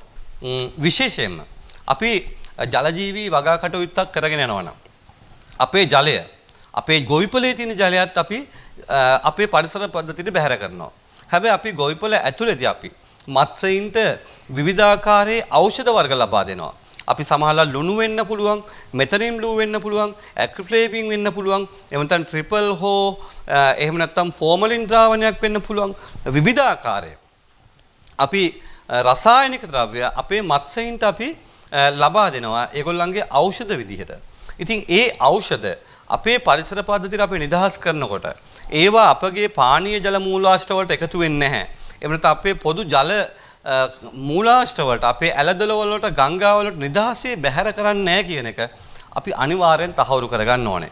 ඉතින් මේ මධ්‍යම පරිසර අධිකාරියෙන් පරිසර තත්ත්ව සාතිකයක් ගන්න කිව්වත් නැතත් අපි අපේ පරිසරය ගැන හිතලා, අපේ අනාගත දරු පරම්පරාව ගැන හිතලා, අපේ අසල්වැසියන් ගැන හිතලා, අපේ පරිසරය ගැන හිතලා අපි අපේ ජලය බැහැර කිරීම නිසි ආකාරයෙන් සිද්ධ කළ යුතුමයි. ඉතින් ඒ පිළිබඳ සුවිශේෂ අවස්ථාවකදී මධ්‍යම පරිසර අධිකාරිය අනුමත කරන උපදේශකයින්ගේ සේවාවත් අපිට සමහර වෙලාවට ලබා ගන්න සිද්ධ වෙයි.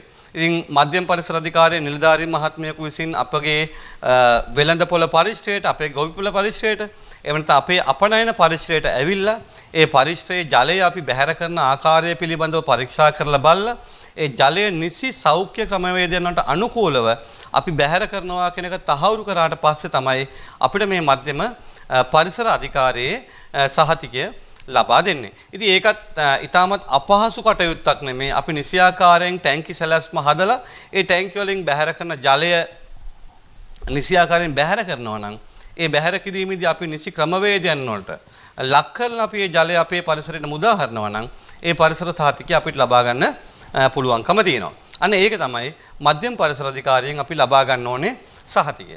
ඊළඟට අපි බලමු ජාතික සත්ව නිරෝධායන ආයතනයේ සහතිකයක් ලබා ගන්න ඕනේ. ඒ කියන්නේ සත්ව නිෂ්පාදන හා සෞඛ්‍ය දෙපාර්තමේන්තුව යටතේ තියෙන ජාතික සත්ව නිරෝධායන ආයතනය. එහෙම නැත්නම් අපි සරලව ගොඩක් අය දන්න වචනයෙන් කියනවා නම් ඇනිමල් කොරන්ටයින් එක. National Animal Quarantine Certificate එක සහතිකය ලබා ගන්න ඕනේ. අපි අනිවාර්යෙන් සත්වයක අපනයනය කරනවා නම් හෝ ආනයනය කරනවා නම්. ඉතින් අපි මේ මත්ස්‍යයන් නිරෝධායනය කිරීම අත්‍යවශ්‍ය කරුණක් කියන එක මීට කලින් වැඩසටහනකදී අපි කතා කළා. ඒ කියන්නේ අපි අනුරාධපුරයෙන්, පොළොන්නරුවෙන්, ගාල්ලෙන් හෝ වෙනත් පළාතකින් කොළඹ දිස්ත්‍රික්කයට හෝ ගම්පහ දිස්ත්‍රික්කයට මත්ස්‍ය ගේනවා නම් ඒ ගේන මත්ස්‍යයා නිරෝධායනය කරන්න ඕනේ කියන එක. මොකද ඒ ජලයේ ඉන්න සත්වයින්, ඒ වගේම බැක්ටීරියාන්, විස බීජයන්, එහෙම නැත්නම් වෙනත් කන්ඩිෂන් වලට හුරු වෙච්ච මාළු අපි වෙනත් පළාතකට ගෙනල්ලා අතාරිනවා නම්, එහෙම නැත්නම් අපි වෙනත් ටැංකියකට ගෙනල්ලා දානවා නම් එතනදී මේ මත්ස්‍යව නිරෝධායනය කරලා මේ මත්ස්‍යයාගේ ශරීරයේ මත්ස්‍යයින්ට අහිතකර කිසිම සංඝටකයක් නැහැයි කියන එක තහවුරු කරලා තමයි අපි අපේ ජලයට මුදා හරින්න ඕනේ. අපේ ටැංකි වලට අපි හඳුන්වලා දෙන්න ඕනේ. ඉතින් ඒ ගැන අපි කලින් වැඩසටහනකදී අපි කතා කළා. ඒ වගේම තමයි අපි මත්ස්‍යයක් අපනයනය කරනවා නම් ඒ අපනයනය කිරීමේදී නිරෝධායන ක්‍රියාවලිය ගොඩක් වැදගත් කාර්යයක්. ඉතින් ජාතික සත්ව නිරෝධායන ආයතනයේ ශාඛාවක් කාර්යාලයක් උපකාර්යාලයක් කටුනායක ගුවන් තොටුපළ පරිශ්‍රය ආසන්නයේ පිහිටලා තියෙනවා. අපි සුරතල් මත්ස්‍ය අපනයන ව්‍යාපාරයක් ආරම්භ කරන්න බලාපොරොත්තු වෙනවා නම් අපි මේ කාර්යාලයට ගිහිල්ලා මේ කාර්යාලයෙන් ඉල්ලීමක් කරන්න ඕනේ. අපි අපනයන මත්ස්‍ය ව්‍යාපාරයක් ආරම්භ කරන්න යනවා කියන්නේ. ඊළඟට ඒගොල්ලෝ අපිට අවශ්‍ය ලිපි ලේඛන සහ ලියකියවිලි ප්‍රමාණයක් අපෙන් ඉල්ලලා ඉන්නවා. අපි මේ ලියකියවිලි ටික ඒගොල්ලන්ට ලබලා දීලා අපේ සත්වයින් හරියාකාරයට අපේ ගොවිපළ පරිශ්‍රය තුල නැත්නම් අපේ අපනයන පරිශ්‍රය තුල නිරෝධායනය වෙනවා කියන එක සහතික වුණාට පස්සේ මේ මත්ස්‍යයින් අපනයනය කිරීම සඳහා ජාතික සත්ව නිරෝධායතනයේ බලපත්‍රය අපිට ලැබෙනවා. ඉතින් අපි බලමු අපේ අපනයන පරිශ්‍රය හරි අපේ වෙළඳපොළ පරිශ්‍රය හරි ආසන්නයේ අපේ නිරෝධායන ටැංකි කොහොමද සකස් කරන්න ඕනේ කියන එක. ඉතින් මේ නිරෝධායන ටැංකි තියෙන්න ඕනේ අපේ ගොවිපළ පරිශ්‍රයෙන් බැහැරව. ඒ කියන්නේ අපේ ගොවිපළ සහ අපේ නිරෝධායන ටැංකි කියන එක වෙනම තැන් දෙකක තියෙන්න ඕනේ. සමහරවිට එක බිත්තියකින් වෙන් කරලා වෙනම ස්ථානයක මේක තියෙන්න ඕනේ. ඒත් එක්කම නිරෝධායන පරිශ්‍රයට ඇතුළත් වෙනකොට අපිට දෙපා සෝදා ගැනීම සඳහා පහසුකම් තියෙන්න ඕනේ. ඒ කියන්නේ අපි කියන ෆුඩ් බාත් එකක් අපේ තියෙන්න ඕනේ අපි පරිශ්‍රයට ඇතුළත් වෙනකොට. ඒත් එක්ක මේ මත්ස්‍ය ටැංකි සඳහා වෙනම ජල සැපයුමක් අපේ ගාව තියෙන්න ඕනේ. ඒත් එක්කම ජලය බැහැර කිරීමේදී ජල අපහරණ පද්ධතියක්. ඒ කියන්නේ ජලය ෆිල්ටර් කරලා එළියට දාන ක්‍රමවේදයක් අපේ ගාව තියෙන්න ඕනේ. මෙන්න මේ ආකාරයට අපි අපේ ගොවිපළ පරිශ්‍රය හරි අපේ අපනයන පරිශ්‍රය හරි අපි සකස් කරලා සත්ත්ව නිරෝධායන ආයතන දැනුම් දුන්නට පස්සේ වෛද්‍ය මහතෙකු හෝ නිලධාරී මහත්මයෙකු අපේ ගොවිපළ පරිශ්‍රයට ඇවිල්ලා ඒ ගොවිපළ පරිශ්‍රය නිසි ආකාරයේ තියෙනවා නම් අපි ඒ ක්වොරන්ටයින් එක හරියට අපි කරනවා කියන එක තහවුරු කරලා ඉවරලා ඒ ක්වොරන්ටයින් සහතිකය අපිට ලබා දෙනවා. ඉතින් සාමාන්‍යයෙන් ගොවිපළ පරිශ්‍රයට අවම වශයෙන් අවුරුද්දකට දෙසරයක් ඒ කාර්යාලයේ නිලධාරී මහතුරු ඇවිල්ලා අපේ ගොවිපළ පරිශ්‍රය පරීක්ෂා කරනවා. ඒ පරීක්ෂා කළා අහඹු ලෙස තෝරා ගන්නා ජල සාම්පල වගේම අහඹු ලෙස තෝරා ගන්නා මත්ස්‍ය සාම්පල අපේ ගොවිපළෙන් අරගෙන ගිහිල්ලා ඒගොල්ලෝ පරීක්ෂා කරලා බලනවා මොන වගේ ඩිසීසස්ද මොන වගේ ලෙඩ රෝගද මොන වගේ පරපෝෂිතයින්ද අපේ මත්ස්‍යයින්ගේ ඉන්නේ කියන එක. ඉතින් ඒ සම්බන්ධයෙන් පරීක්ෂා කිරීම පේරාදෙණිය ජාතික සත්ත්ව නිරෝධායන ආයතනයේ වගේම වැලිසර සත්ත්ව රෝහලේදී ඒ කාර්ය සිද්ධ කරනවා. විශේෂයෙන්ම මේ ගෙනියන මත්ස්‍යයින්ගේ මේගොල්ලෝ කොයි හර්පීස් වෛරස් සහ ස්ප්‍රින්ග් වර්ම් කියන වෛරසස් තියෙනවද කියන එක PCR පරීක්ෂණයක් සිද්ධ කරලා බලනවා. ඉතින් ඒත් එක්කම සමහර රටවල් ඔවුන්ගේ රටවල් වලට මත්ස්‍යයින් ආනයනය කිරීමට ඉස්සෙල්ලා විශේෂිත පරීක්ෂාවන් සිද්ධ කරන්න කියලා කියනවා. උදාහරණයක් විදිහට ගත්තම ඔස්ට්‍රේලියාවට සුරතල් මත්ස්‍යයින් අපනයනය කිරීමේදී මෙගොලොසයිටි වෛරස් කියන එක පරීක්ෂා කිරීමක් සිද්ධ කරනවා. ඉතින් මේ පරීක්ෂා කිරීම සිද්ධ කරන්නේ බොහෝ විට පේරාදෙණිය ජාතික සත්ත්ව නිරෝධායන මධ්‍යස්ථානයේ එහෙම නැත්නම් වැලිසර සත්ත්ව රෝහලේ තමයි මේ පරීක්ෂාවන් සිද්ධ කරනු ලබන්නේ. ඉතින් මේ ආකාරයෙන් තමයි අපි ජාතික සත්ත්ව නිරෝධායන ආයතනයේ සහතිකය ලබා ගන්නේ අපේ අපනයන බලපත්‍රය ලබා ගැනීමේදී. අපි බලමු ඊළඟට මේ සත්වයින් අපනයනය කරනවා වගේම අපිට යම්කිසි අවස්ථාවක සත්වයින් ආනයනය කිරීම සිද්ධ වුණොත් මේ ආනයනය කිරීමේ ක්‍රියාවලිය මොකක්ද කියන එක. මේ ආනයනය කිරීමේ ක්‍රියාවලියේදී අදාළ රටේ සත්ත්ව නිරෝධායන ආයතනයේ සහතිකයක් අපිට මුලින්ම ලබා ගන්න සිද්ධ වෙනවා. ඕනෑම සත්වයක අපනයනය කිරීමේදී හෝ ආනයනය කිරීමේදී දැන් අපනයනය කිරීමේදී ශ්‍රී ලංකාවේ ජාතික සත්ත්ව නිරෝධායන ආයතනයෙන් සහතිකයක් ලබා ගන්නවා වගේම වෙනත් රටකින් අපි ආනයනය කරනවා නම් ඒ රටේ රජය පිළිගත්තු සත්ත්ව නිරෝධායන ආයතනයක ඒ කියන්නේ හෙල්ත් ඔෆිස් එකක උදව්ව අපි අරගන්න ඕනේ. ඒ වාර්තාවන් අපි කැඳවන්න ඕනේ. ඒත් එක්කම අපි ආනයනය කරන මත්ස්‍යයින් අපේ අනෙකුත් මත්ස්‍යයින්ගෙන් වෙන් කරලා වෙනම පරිශ්‍රයක වෙනම ස්ථානයක අපි රඳවලා තියාගන්න ඕනේ. ඒත් එක්කම අපි අපේ පරිශ්‍රයේ ඉන්න කම්කරුවන් ඒ සඳහා වෙනම කම්කරුවන් අපි යොදව ගන්න ඕනේ. මොකද ඒ ඉන්න කම්කරුවෙක් අපි ආනයනය කර මත්ස්‍ය ටැංකියක තියෙන ජලයට අත දාලා නැත්නම් මත්ස්‍යයෙක්ව අල්ලලා අපි වෙනත් අපේ ගොවිපලේ සාමාන්‍ය මත්ස්‍යයෙක් හෝ සාමාන්‍ය ජලයට ගිහිල්ලා ඔවුන්ගේ අත දැම්මොත් එතනදී යම් කිසි විස බීජයක් අපේ තිබුණොත් ඒක අපේ ගොවිපල හරි අපේ පරිසරයට හරි මුදා හැරෙන්න තියෙන අවස්ථාවක් වැඩි. ඒ නිසා ඒ සඳහා වෙනම කම්කරුවන් ඉන්න ඕනේ. ඒත් එක්කම අදාළ රටේ නිරෝධායන සහතිකය අපි ගෙන්වා ගැනීම සිද්ධ කිරීමේදී ඒ ජාතික නිරෝධායන සේවයන් සහ ඒ රටේ පිළිගත්තු ආයතනයන් අතර සම්බන්ධීකරණයක් මෙහිදී සිද්ධ වෙනවා. ඒත් එක්කම අපි මේකදී ඊළඟට අපි පැකින් ලිස්ට් එකක් අපි ලබා දෙන්න ඕනේ අපි ආනයනය කරන මත්ස්‍යයන්ගේ. පැකින් ලිස්ට් එකක් කියලා කියන්නේ අපි ගෙන්නන මත්ස්‍යයන්ගේ වර්ග ප්‍රමාණය සහ ඒ කොච්චර ප්‍රමාණයක් ගෙනනවද කියන එක පිළිබඳව අපි විස්තරයක් අපි ලබා දෙන්න ඕනේ. මේ අවශ්‍යතා සම්පූර්ණ කරනවා නම් ජාතික සත්ව නිරෝධායන ආයතනයේ සහතිකය නිකුත් කිරීම කරනු ලබනවා. දැන් අපි කතා කළා මේ වෙනකොට ව්‍යාපාර ලියාපදිංචි කිරීමේ සහතිකයක් ලබා ගන්න ආකාරය, ඒ වගේම නැග්ඩා ආයතනයේ සහතිකය ලබා ගන්න ආකාරය, මධ්‍යම පරිසර අධිකාරී සහතිකය ලබා ගන්න ආකාරය, ඒ වගේම ජාතික සත්ව නිරෝධායන ආයතනයේ සහතිකය ලබා ගන්න ආකාරය පිළිබඳව අපි කතා කළා. ඊළඟට අපි කතා කරන්න හදන්නේ තවත් ඉතාමත් වැදගත් නිහඬ සේවයක් කරන තවත් රාජ්‍ය ආයතනයක සහතිකය ලබා ගැනීම සම්බන්ධයෙන්. ඒ තමයි ජාතික ශාක නිරෝධායන ආයතනයේ සහතිකය. ජාතික ශාක නිරෝධායන ආයතනයේ සහතිකය.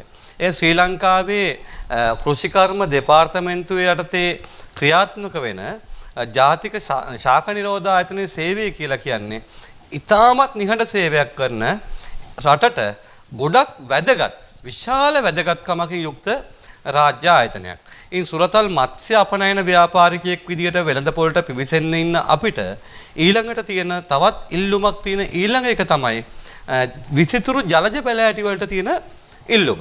ඉතින් ඒ හින්දා අපි විසිතුරු මත්ස්‍ය අපනයන ව්‍යාපාරයක් ආරම්භ කරනකොටම අර මම ඔයගොල්ලන්ට මුලින්ම කිව්වා වගේ අපේ ඉලක්ක අපි එකින් එකට අපේ මයිල්ස්ටෝන්ස් එක එහෙම නැත්නම් අපි ළඟා වෙන નિયમિત නිශ්චිත ඉලක්ක ටික අපේ ගාව තියෙන්න ඕනේ.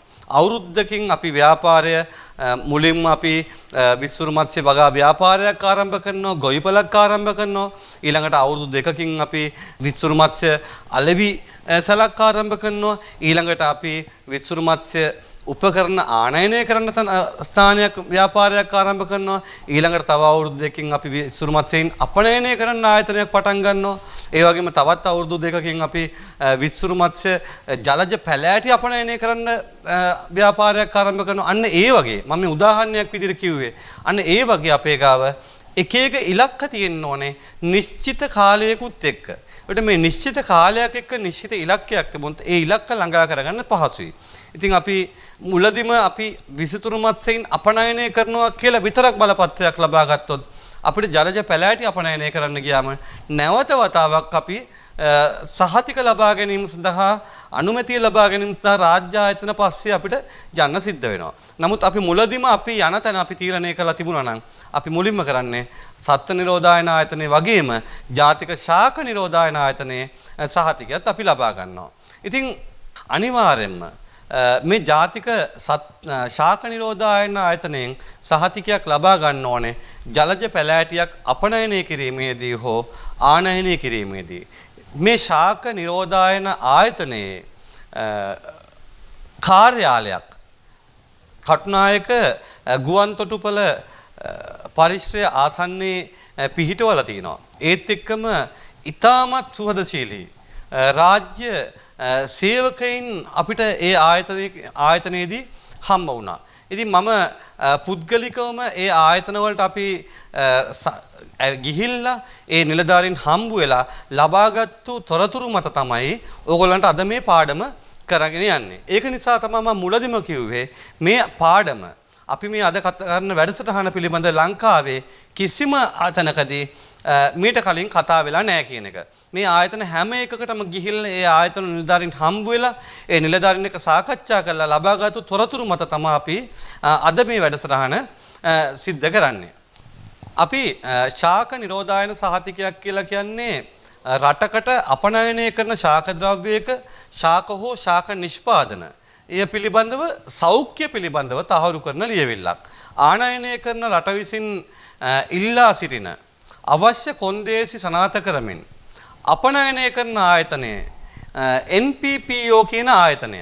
ඒ කියන්නේ ජාතික ශාක නිරෝධායන ආයතනය විසින් මේ සහතිකය නිකුත් කරනු ලබනවා. උදාහරණයක් විදිහට අපි ලංකාවෙන් එංගලන්තයේ ශාකයක් අපනයනය කරන්න අපිට ඕන වෙනවා නම් අපි ඒ ශාකය අපි මුලින්ම ගිහලා ලියාපදිංචිලා ඒ ශාකය ශාක නිරෝධායන සේවයට ලබා දුන්නාට පස්සේ ශාක නිරෝධායන සේවය විසින් ඒගොල්ලන්ගේ තියෙන ලැබ් වල ඒ ටික පරීක්ෂා කරලා බලලා ඒ ශාක එංගලන්තයේ ශාක නිරෝධායන සේවයේ අවශ්‍යතාවයන් සම්පූර්ණ කරනවා නම් ඒ කොන්දේසි මත මේ ශාකය අපනයනය කිරීම සිද්ධ කරනවා. මොකද රටක ස්වභාවික පරිසර පද්ධතිය සහ ජෛව විවිධත්වය පවත්වාගෙන යාමේදී ඊටම ශක්තිමත් රාජ්‍ය ආයතනයේ ක්‍රියාකාරීත්වය අපිට අත්‍යවශ්‍ය දෙයක් වෙනවා. මේ වෙනකොට අපි දන්නවා බොහෝ රටවල් බොහෝ බටහිර රටවල් ආසියාතික රටවල් වල තියෙන පාරම්පරික දේශීය ඖෂධ පැලෑටිවල දේශීය ඖෂධ වර්ග අරගෙන ගස් මුල් අරගෙන ඒ වයින් පරීක්ෂණ කරලා ඒ පරීක්ෂණ හරහා ඖෂධ නිෂ්පාදනය කරලා ඉතාමත් ඉහළ මිලකට නැවත වතාවක් අපේ රටවල වලටම අලෙවි කිරීමක් අපි දකින්න හම්බ වෙනවා. ඉතින් අපේ මේ ශාක වර්ග පේටන්ට් බලපත්‍ර අරගත්තු රටවල් ඕන තරම් අපි දන්නවා. අපේ රටේ තියෙන වැදගත් සමහර ශාක වලට පේටන්ට් බලපත්‍ර වෙනත් රටවල් වලින් ලබාගෙන තියෙනවා. ඉතින් මේ ආකාරයෙන් හොරෙන් ගෙන ගිය පැලවලින් තමයි ඒ දේ සිද්ධ කරන්නේ. ඉතින් ඒ දේ වැළැක්වීමට තමයි මේ ජාතික ශාක නිරෝධායන ආයතනයක් තියෙන්නේ. ඉතින් අපේ කර්මාන්තය සම්බන්ධයෙන් ගන්නකොට අපිට ජලජ පැලෑටි අපනයනය කිරීමේදීත් ජාතික ශාක නිරෝධායන ආයතනයෙන් ලියාපදිංචි වීමක් කරන්න ඕනේ. ඉතින් ඒක අපි බලමු කොහොමද ඒ plant export procedure එක එහෙම නැත්නම් පැල අපනයන ක්‍රියාවලිය තියෙන්නේ කියලා.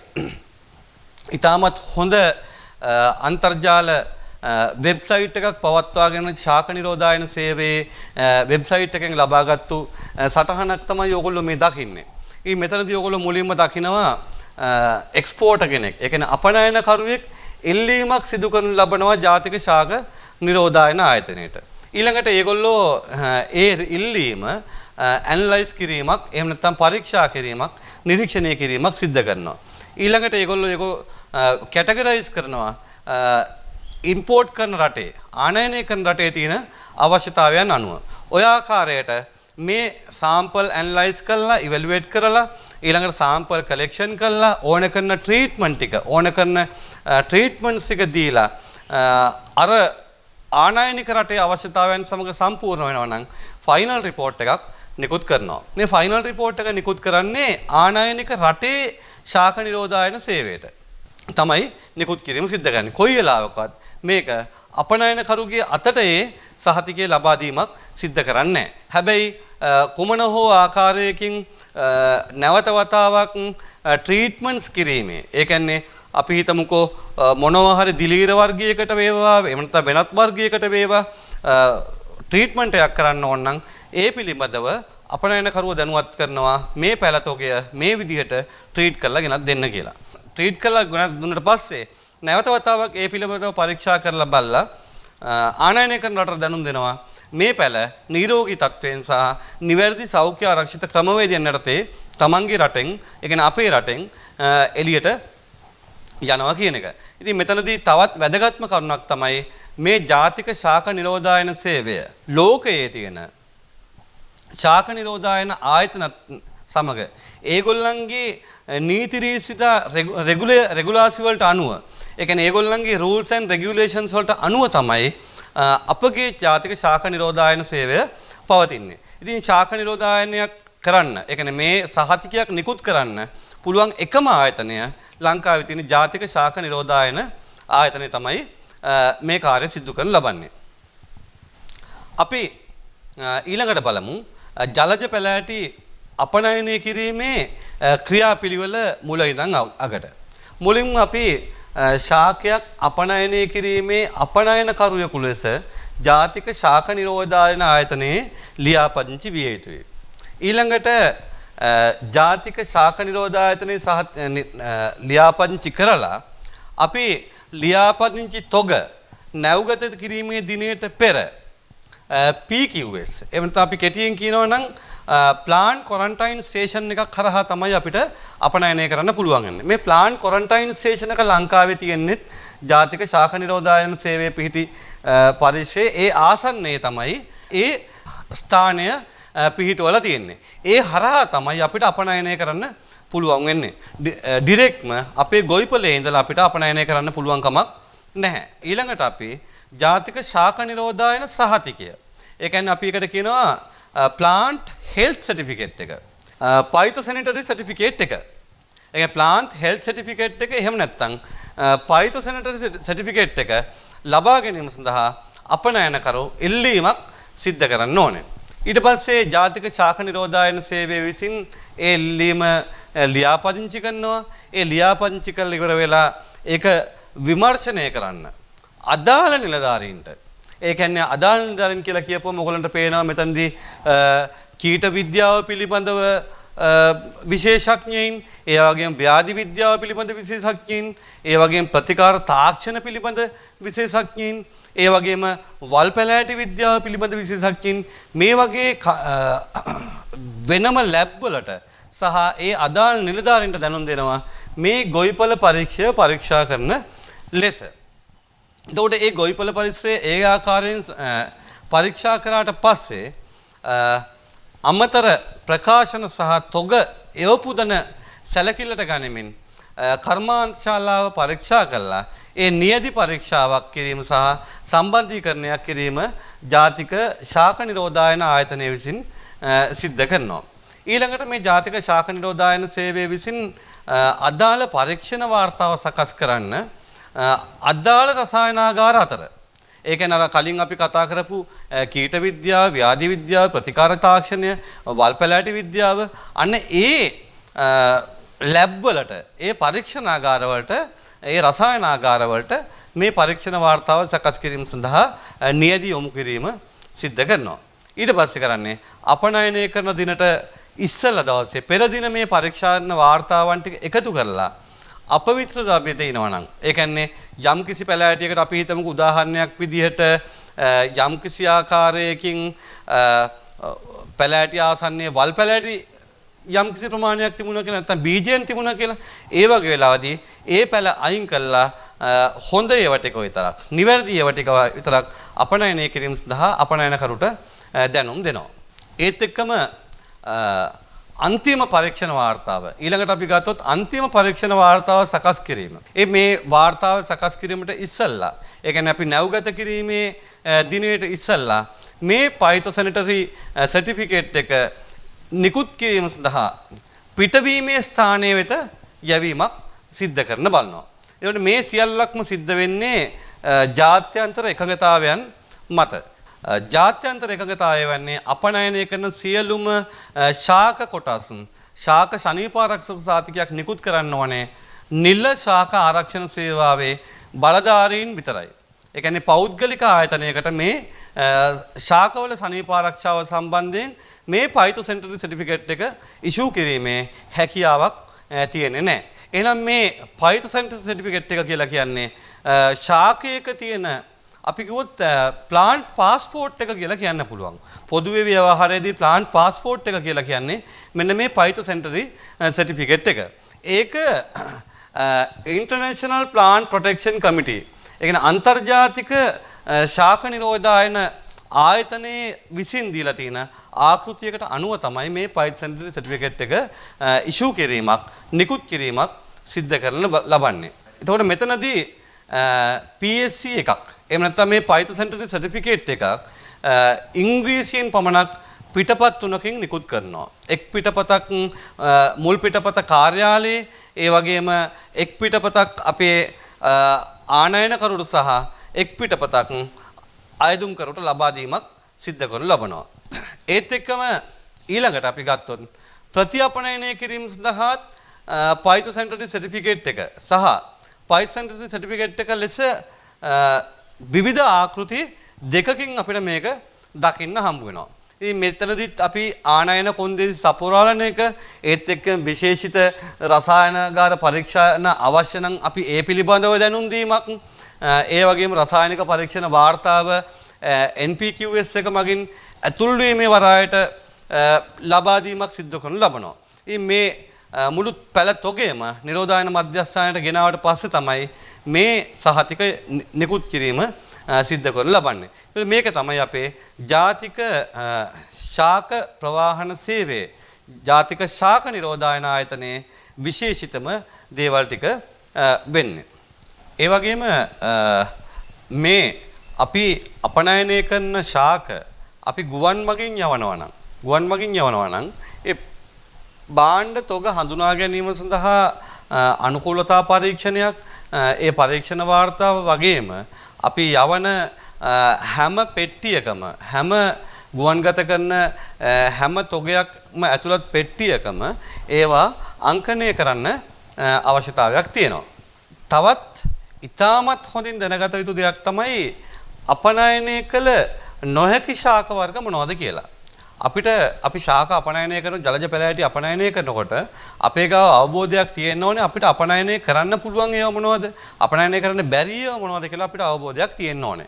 එතනදී අපි අපනයනය කළ නොහැකි ශාක තමයි ගොඩක් ඒවා ආරක්ෂිත පැලෑටි. ඒ කියන්නේ ඒවට අපි කියනවා protected plants කියලා. මේක ඇතුලේ තියෙනවා ඒකදේශීය ශාක තියෙනවා ඒත් එක්කම රතු ලයිස්තුගත. ඒ කියන්නේ red listed plants තියෙනවා ඒත් එක්කම CITES ඒ කියන්නේ CITES කියලා කියන්නේ වඳවීමේ තර්ජනයට ලක්ව ඇති වනසත්ව හා වෘක්ෂලතා පිළිබඳව ජාත්‍යන්තර වෙළඳාම් පිළිබඳ සම්මුතියක්. එතකොට ඒක අනුව සමහර ශාක වර්ග අපනයනය කිරීම ආනයනය කිරීම තහනම් කිරීමත් ඒ කියන්නේ අනුමැතිය ලබා දීම පිළිබඳව ලෝකයේ විවිධ රජයන් අතර තියෙන ගෝලීය එකඟතාවයක් තමයි මේ සයිට්ස් කියලා කියන්නේ.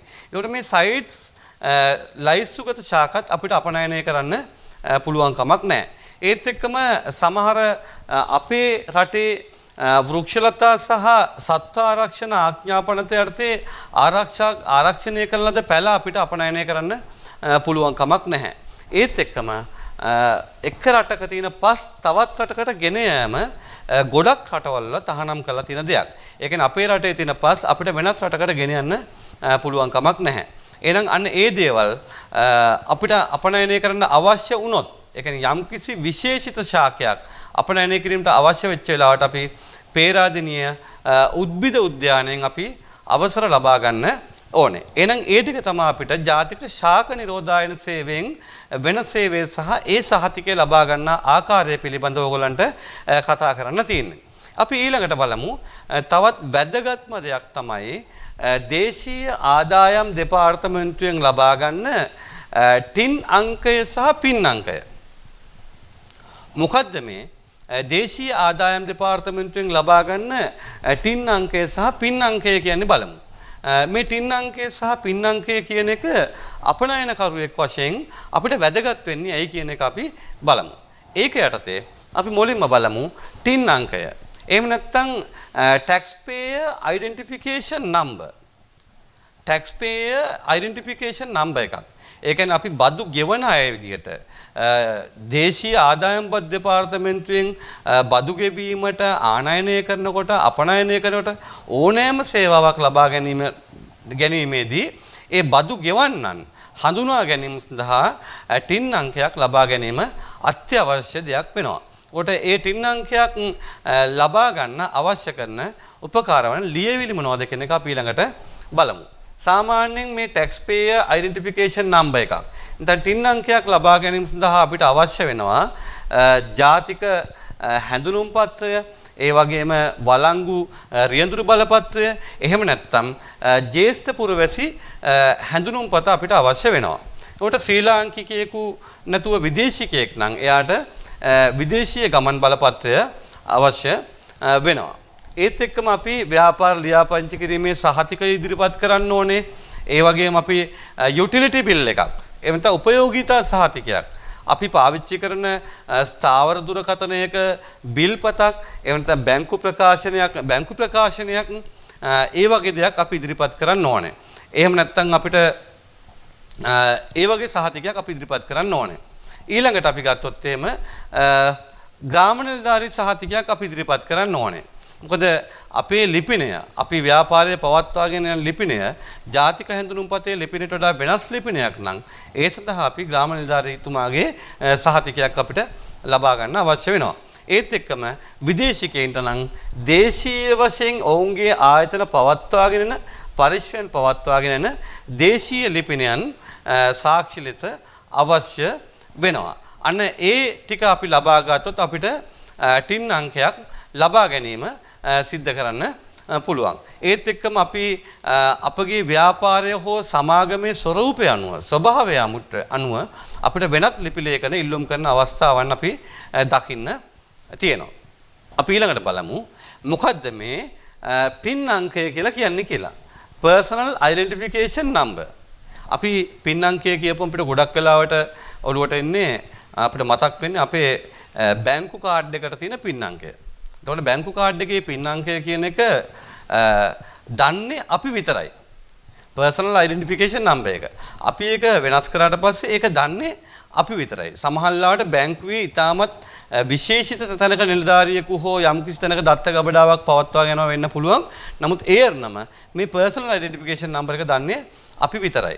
එතකොට මෙතනදිත් දේශීය ආදායම් දෙපාර්තමේන්තුව පවත්වාගෙන යන මේ අනන්‍යතා ආරක්ෂණ සහතිකය ආරක්ෂණ අංකය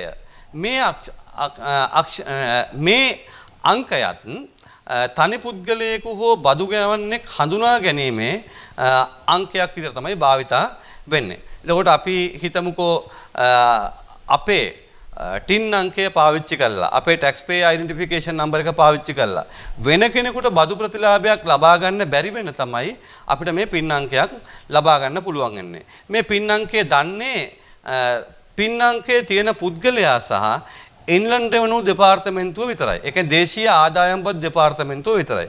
මේ ආයතන දෙක විතරයි අපි සහ දේශීය ආදායම් පත් දෙපාර්තමේන්තුව විතරයි මේ අංකය දන්නේ. ඒ නිසා වෙනත් කෙනෙකුට අපගේ ටින් අංකය පාවිච්චි කරලා බදු ප්‍රතිලාභ ලබා ගන්න එක වළක්වා ගැනීමට තමයි අපිට මේ personal identification number එකක් දීලා තියෙන්නේ. ඉතින් දැන් අපි ඊළඟට බලමු මේ පින් අංකය ලියාපදිංචි කරන්න පින් අංකයක් ලබා ගැනීම සඳහා අපිට අවශ්‍ය කරන ලියකියවිලි මොනවද කියලා. මුලින්ම අපි පින් අංකය ලබා ගැනීම සඳහා ඉල්ලුම් පත්‍රයක් ඉල්ලීමේ ලිපියක් පින් අංකයක් ලබා දෙන්න කියලා අපි ඉල්ලීමේ ලිපියක් අපි දේශීය ආදායම් දෙපාර්තමේන්තුවට ලබා දෙන්න ඕනේ. ඊළඟට අපි ජාතික හැඳුනුම් පත්‍රය එහෙම නැත්නම් අපේ වළංගු රියැදුරු බලපත්‍රය එහෙම නැත්නම් විදේශිකයෙක් නම් ඒ પાස්පෝර්ට් එක විදේශ ගමන් බලපත්‍රය ලබා දීමක් සිද්ධ කරන්න ඕනේ. ඒත් එක්කම අපි අපේ ව්‍යාපාරයේ ලියාපදිංචි සහතිකය අපි ලබා දෙන්න ඕනේ. මේ ටික ලබා දීම තුළින් අපිට පුළුවන් ශ්‍රී ලංකාවේ ආදායම් බදු දෙපාර්තමේන්තුවේ දේශීය ආදායම් දෙපාර්තමේන්තුවේ ටින් සහ පින් අංකය ලබා ගන්න. මේක දැන් අපිට ඉලෙක්ට්‍රොනික අන්තර්ජාලය මාර්ගයෙන් සිස්ටම් එකක් කරහා ලබා ගැනීමේ පහසුකම දේශීය ආදායම් දෙපාර්තමේන්තුව විසින් ලබා දීලා තියෙනවා. ඒ කියන්නේ දැන් අපි කාර්යාලයට ගිහිල්ලා ඒ කාර්යාලයේ ඉඳන් ෆෝම් පුරවලා එහෙම ලබා දෙන්නේ නැතුව අපිට සිස්ටම් එකක් කරහා කරගන්න පුළුවන් ආකාරයක් දේශීය ආදායම් දෙපාර්තමේන්තුව විසින් අපිට හඳුන්වලා දීලා තියෙනවා. අපේ කාර්යය පහසු කිරීමක් මේ වෙනකොට සිද්ධ වෙලා තියෙනවා. එහෙනම් ඒක තමයි අපි අපනයන බලපත්‍රයක් ලබා ගන්නකොට සුරතල් මත්ස්‍ය කර්මාන්තයේදී අපනයන බලපත්‍රයක් ලබා ගන්නකොට අපි දේශීය ආදායම් දෙපාර්තමේන්තුවෙන් ලබා ගන්න ඕනේ මේ ටින් අංකය සහ පින් අංකය. මම හිතන්නේ ඔයාලට ගොඩාක් පැහැදිලි ඇති. ඒත් එක්කම ගොඩක් විස්තරාත්මකව තියෙන නිසා සමහරවිට මේකේ වැඩසටහනේ දීර්ඝභාවය පිළිබඳ ගැටලුවක් ඇති වෙන්න පුළුවන්. අපි දන්නවා අපි දැනගෙන ගියොත් කතරගම එහෙම නැති වුණොත් අපි අතරමඟ කියන එක. ඉතින් අතරමං නොවි අපේ ව්‍යාපාරය සාර්ථක අපනයන ව්‍යාපාරයක් විදිහට සාර්ථක කර්මාන්තයක් විදිහට අපිට ඉස්සරහට ගෙනියන්න ඕන නම් හොඳ අනාගතයකට අපිට යන්න ඕන නම් අනිවාර්යයෙන්ම අපි මේ ක්‍රියාපිළිවෙලන් අනුගමනය කරලා මේ බලපත්‍ර ලබා ගන්න එක නිසි ආකාරයෙන් සිද්ධ කරන්න ඕනේ. ඉතින් ඒ පිළිබඳව මේ වෙනකන් දේශීයව කිසිම තැනකින් එක වැඩසටහනකින් මේ සියලුම ආයතන ගැන හඳුන්වා දීමක් කළා නැහැ. ඒ ආයතන වෙන වෙනම තම තමන්ගේ හඳුනා ගැනීම සහ වෙන වෙනම මේ බලපත්‍ර ලබා ගැනීමේ ක්‍රියාවලිය ගැන කතා කරනවා මිසක් මේ අපනයන බලපත්‍රයක් ලබා ගන්න ඕන කරන සියලුම ලියකියවිලි පිළිබඳව සාකච්ඡා කරලා නැහැ. ඉතින් ඒකින්ද අපි ඒ බලපත්‍රය ලබා ගැනීම ගැන ඉතුරු ආයතනත් අපි මොනවද තියෙන්නේ කියන ඊළඟට අපි කතා කරලා බලමු. අපි ඊළඟට කතා කරන්නේ ශ්‍රී ලංකාවේ රේගුවේ ලියාපදිංචිය ලබා ගන්න ආකාරය. ඉතින් අපි ආනයනකරුවෙකු හෝ අපනයනකරුවෙකු ලෙස ව්‍යාපාරයක් ආරම්භ කරනවා නම් අනිවාර්යයෙන්ම අපි ශ්‍රී ලංකා රේගුවේ ලියාපදිංචි වෙන්න ඕනේ. ශ්‍රී ලංකා රේගුව හරහා තමයි අපි භාණ්ඩ පිටරට යවන එක සහ පිටරටින් ගෙන්වා ගන්න එක සිද්ධ කරන්නේ. ඒ නිසා එතනදී රේගු ලියාපදිංචිය අත්‍යවශ්‍ය වෙනවා. ඉතින් එතනදී අපි රේගුවේ අපි ලියාපදිංචි කරන්නේ කොහොමද? ඒත් එක්කම රේගුවේ ක්‍රියාවලිය මොකක්ද? අපි HS කෝඩ් එකක් කියලා කියන්නේ මොකක්ද? ඒ පිළිබඳව අවබෝධයක් ලබා ගැනීම අනිවාර්යයෙන්ම අත්‍යවශ්‍ය වෙනවා. ඉතින් ඒ සම්බන්ධයෙන් තමයි අපි දැන් ඊළඟට කතා කරන්න හදන්නේ. අපි බලමු ආනයනකරුවෙකු හෝ අපනයනකරුවෙකු ලෙස ලියාපදිංචි වෙන්නේ කොහොමද කියලා. ඉතින් අපි ආනයනකරුවෙකු හෝ අපනයනකරුවෙකු විදිහට ඔයාගේ ව්‍යාපාරය ලියාපදිංචි කරන්න ඕන නම් මුලින් ඕගොල්ලෝ කරන්න ඕනේ අපි මේ කතා කරන පියවරයන් ටික අනුගමනය කරලා ශ්‍රී ලංකා රේගුවේ ලියාපදිංචි බීම තමයි මුලින්ම අපි සිද්ධ කරන්න ඕනේ. මුලින්ම අපි ආනයන හෝ අපනයනකරුවෙකු වශයෙන් ලියාපදිංචි කිරීමේ අයදුම්පත කියන මාතෘකාව යටතේ ශ්‍රී ලංකා රේගුව සතුව තියෙන අයදුම්පත්‍රය අරගෙන ඒ අයදුම්පත්‍රය සම්පූර්ණයෙන්ම සම්පූර්ණ කරලා ලබා දීම සිද්ධ කරන්න ඕනේ. එතකොට මේ අයදුම්පත්‍රයේ අපේ ව්‍යාපාරයේ නම, ව්‍යාපාරයේ ස්වභාවය, හවුල්කරුවන්ගේ හෝ අයිතිකරුවන්ගේ හෝ අධ්‍යක්ෂකවරුන්ගේ නම් ඇතුළු විස්තර අපිට දක්වලා තියෙනවා. එතකොට ඒ දේවල් අපි පුරවලා මේක සම්පූර්ණ කරන්න ඕනේ. ඉතින් මෙතනදී අපිට පුළුවන් රේගු දෙපාර්තමේන්තුවේ වෙබ් අඩවියට පිවිසලා ඒකේ අපිට අයදුම් පත්‍රයේ soft copy එකක් එහෙම නැත්නම් අපිට hard copy එකක් අපිට ලබා ගන්න පුළුවන්. ඒ කියන්නේ soft copy එකක් අපිට ඒ වෙලාවෙම එතනදීම පුරවලා අපිට සම්පූර්ණයෙන්ම දෙන්න පුළුවන්.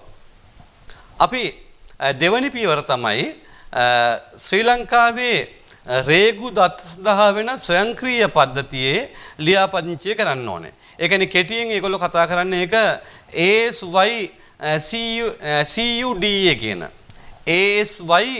ASYCUDA කියන රේගු දත්ත ස්වයංක්‍රීය පද්ධතියේ ලියාපදිංචිය සිද්ධ කරන්න ඕනේ. එතකොට මේ පද්ධතිය රේගුව විසින් භාවිතා කරන ඒකාබද්ධ රේගු කළමනාකරණ පද්ධතියක්. ආනයනය කරන හෝ අපනයනය කරන සියලුම නිෂ්පාදන තොරතුරු නිරීක්ෂණය කිරින්න මේ පද්ධතිය උපකාරී වෙනවා. ඉතින් අපිට මේකේ ලියාපදිංචි වීම තමයි අපි ඊළඟට කරන්න ඕනේ. ඒ සඳහා අපි කරන්න ඕනේ රේගු නියෝජිතයෙකු හරහා ශ්‍රී ලංකාවේ රේගු දෙපාර්තමේන්තුවේ මේ ස්වයංක්‍රීය පද්ධතියට අපගේ දත්ත ඇතුළත් කිරීම සිද්ධ කරන්න ඕනේ. එතකොට ඒක තමයි අපි දෙවනියට කළ යුතු කාර්ය වන්නේ. ඊළඟට අපි අවශ්‍ය කරන අනෙකුත් සියලුම ලියකියවිලි ටික එකතු කිරීම සිද්ධ කරගන්න ඕනේ. ඒ කියන්නේ අපි අයදුම් පත්‍රය සම්පූර්ණ කරාට පස්සේ අයදුම් පත්‍රයත් සමග ලේඛන සහ ඒත් එක්කම ඉල්ලන සහතික කීපයක් ලබා ගන්න අපිට සිද්ධ වෙනවා. එතකොට ඒ ලියකියවිලි එකතු කරගන්න එක තමයි අපේ තුන්වෙනි කාර්යය සිද්ධ වෙන්නේ. එතනදී අපි තනි පුද්ගල ව්‍යාපාරයක්ද හවුල් ව්‍යාපාරයක්ද හවුල්කරුවන් නම් දෙදෙනෙකුගේ විස්තර ජාතික හැඳුනුම් පත්‍ර විදේශ ගමන් පළපත්‍ර ඒ වගේ දේවල් අපි එතනදී සහතික ලබා දෙන්න ඕනේ.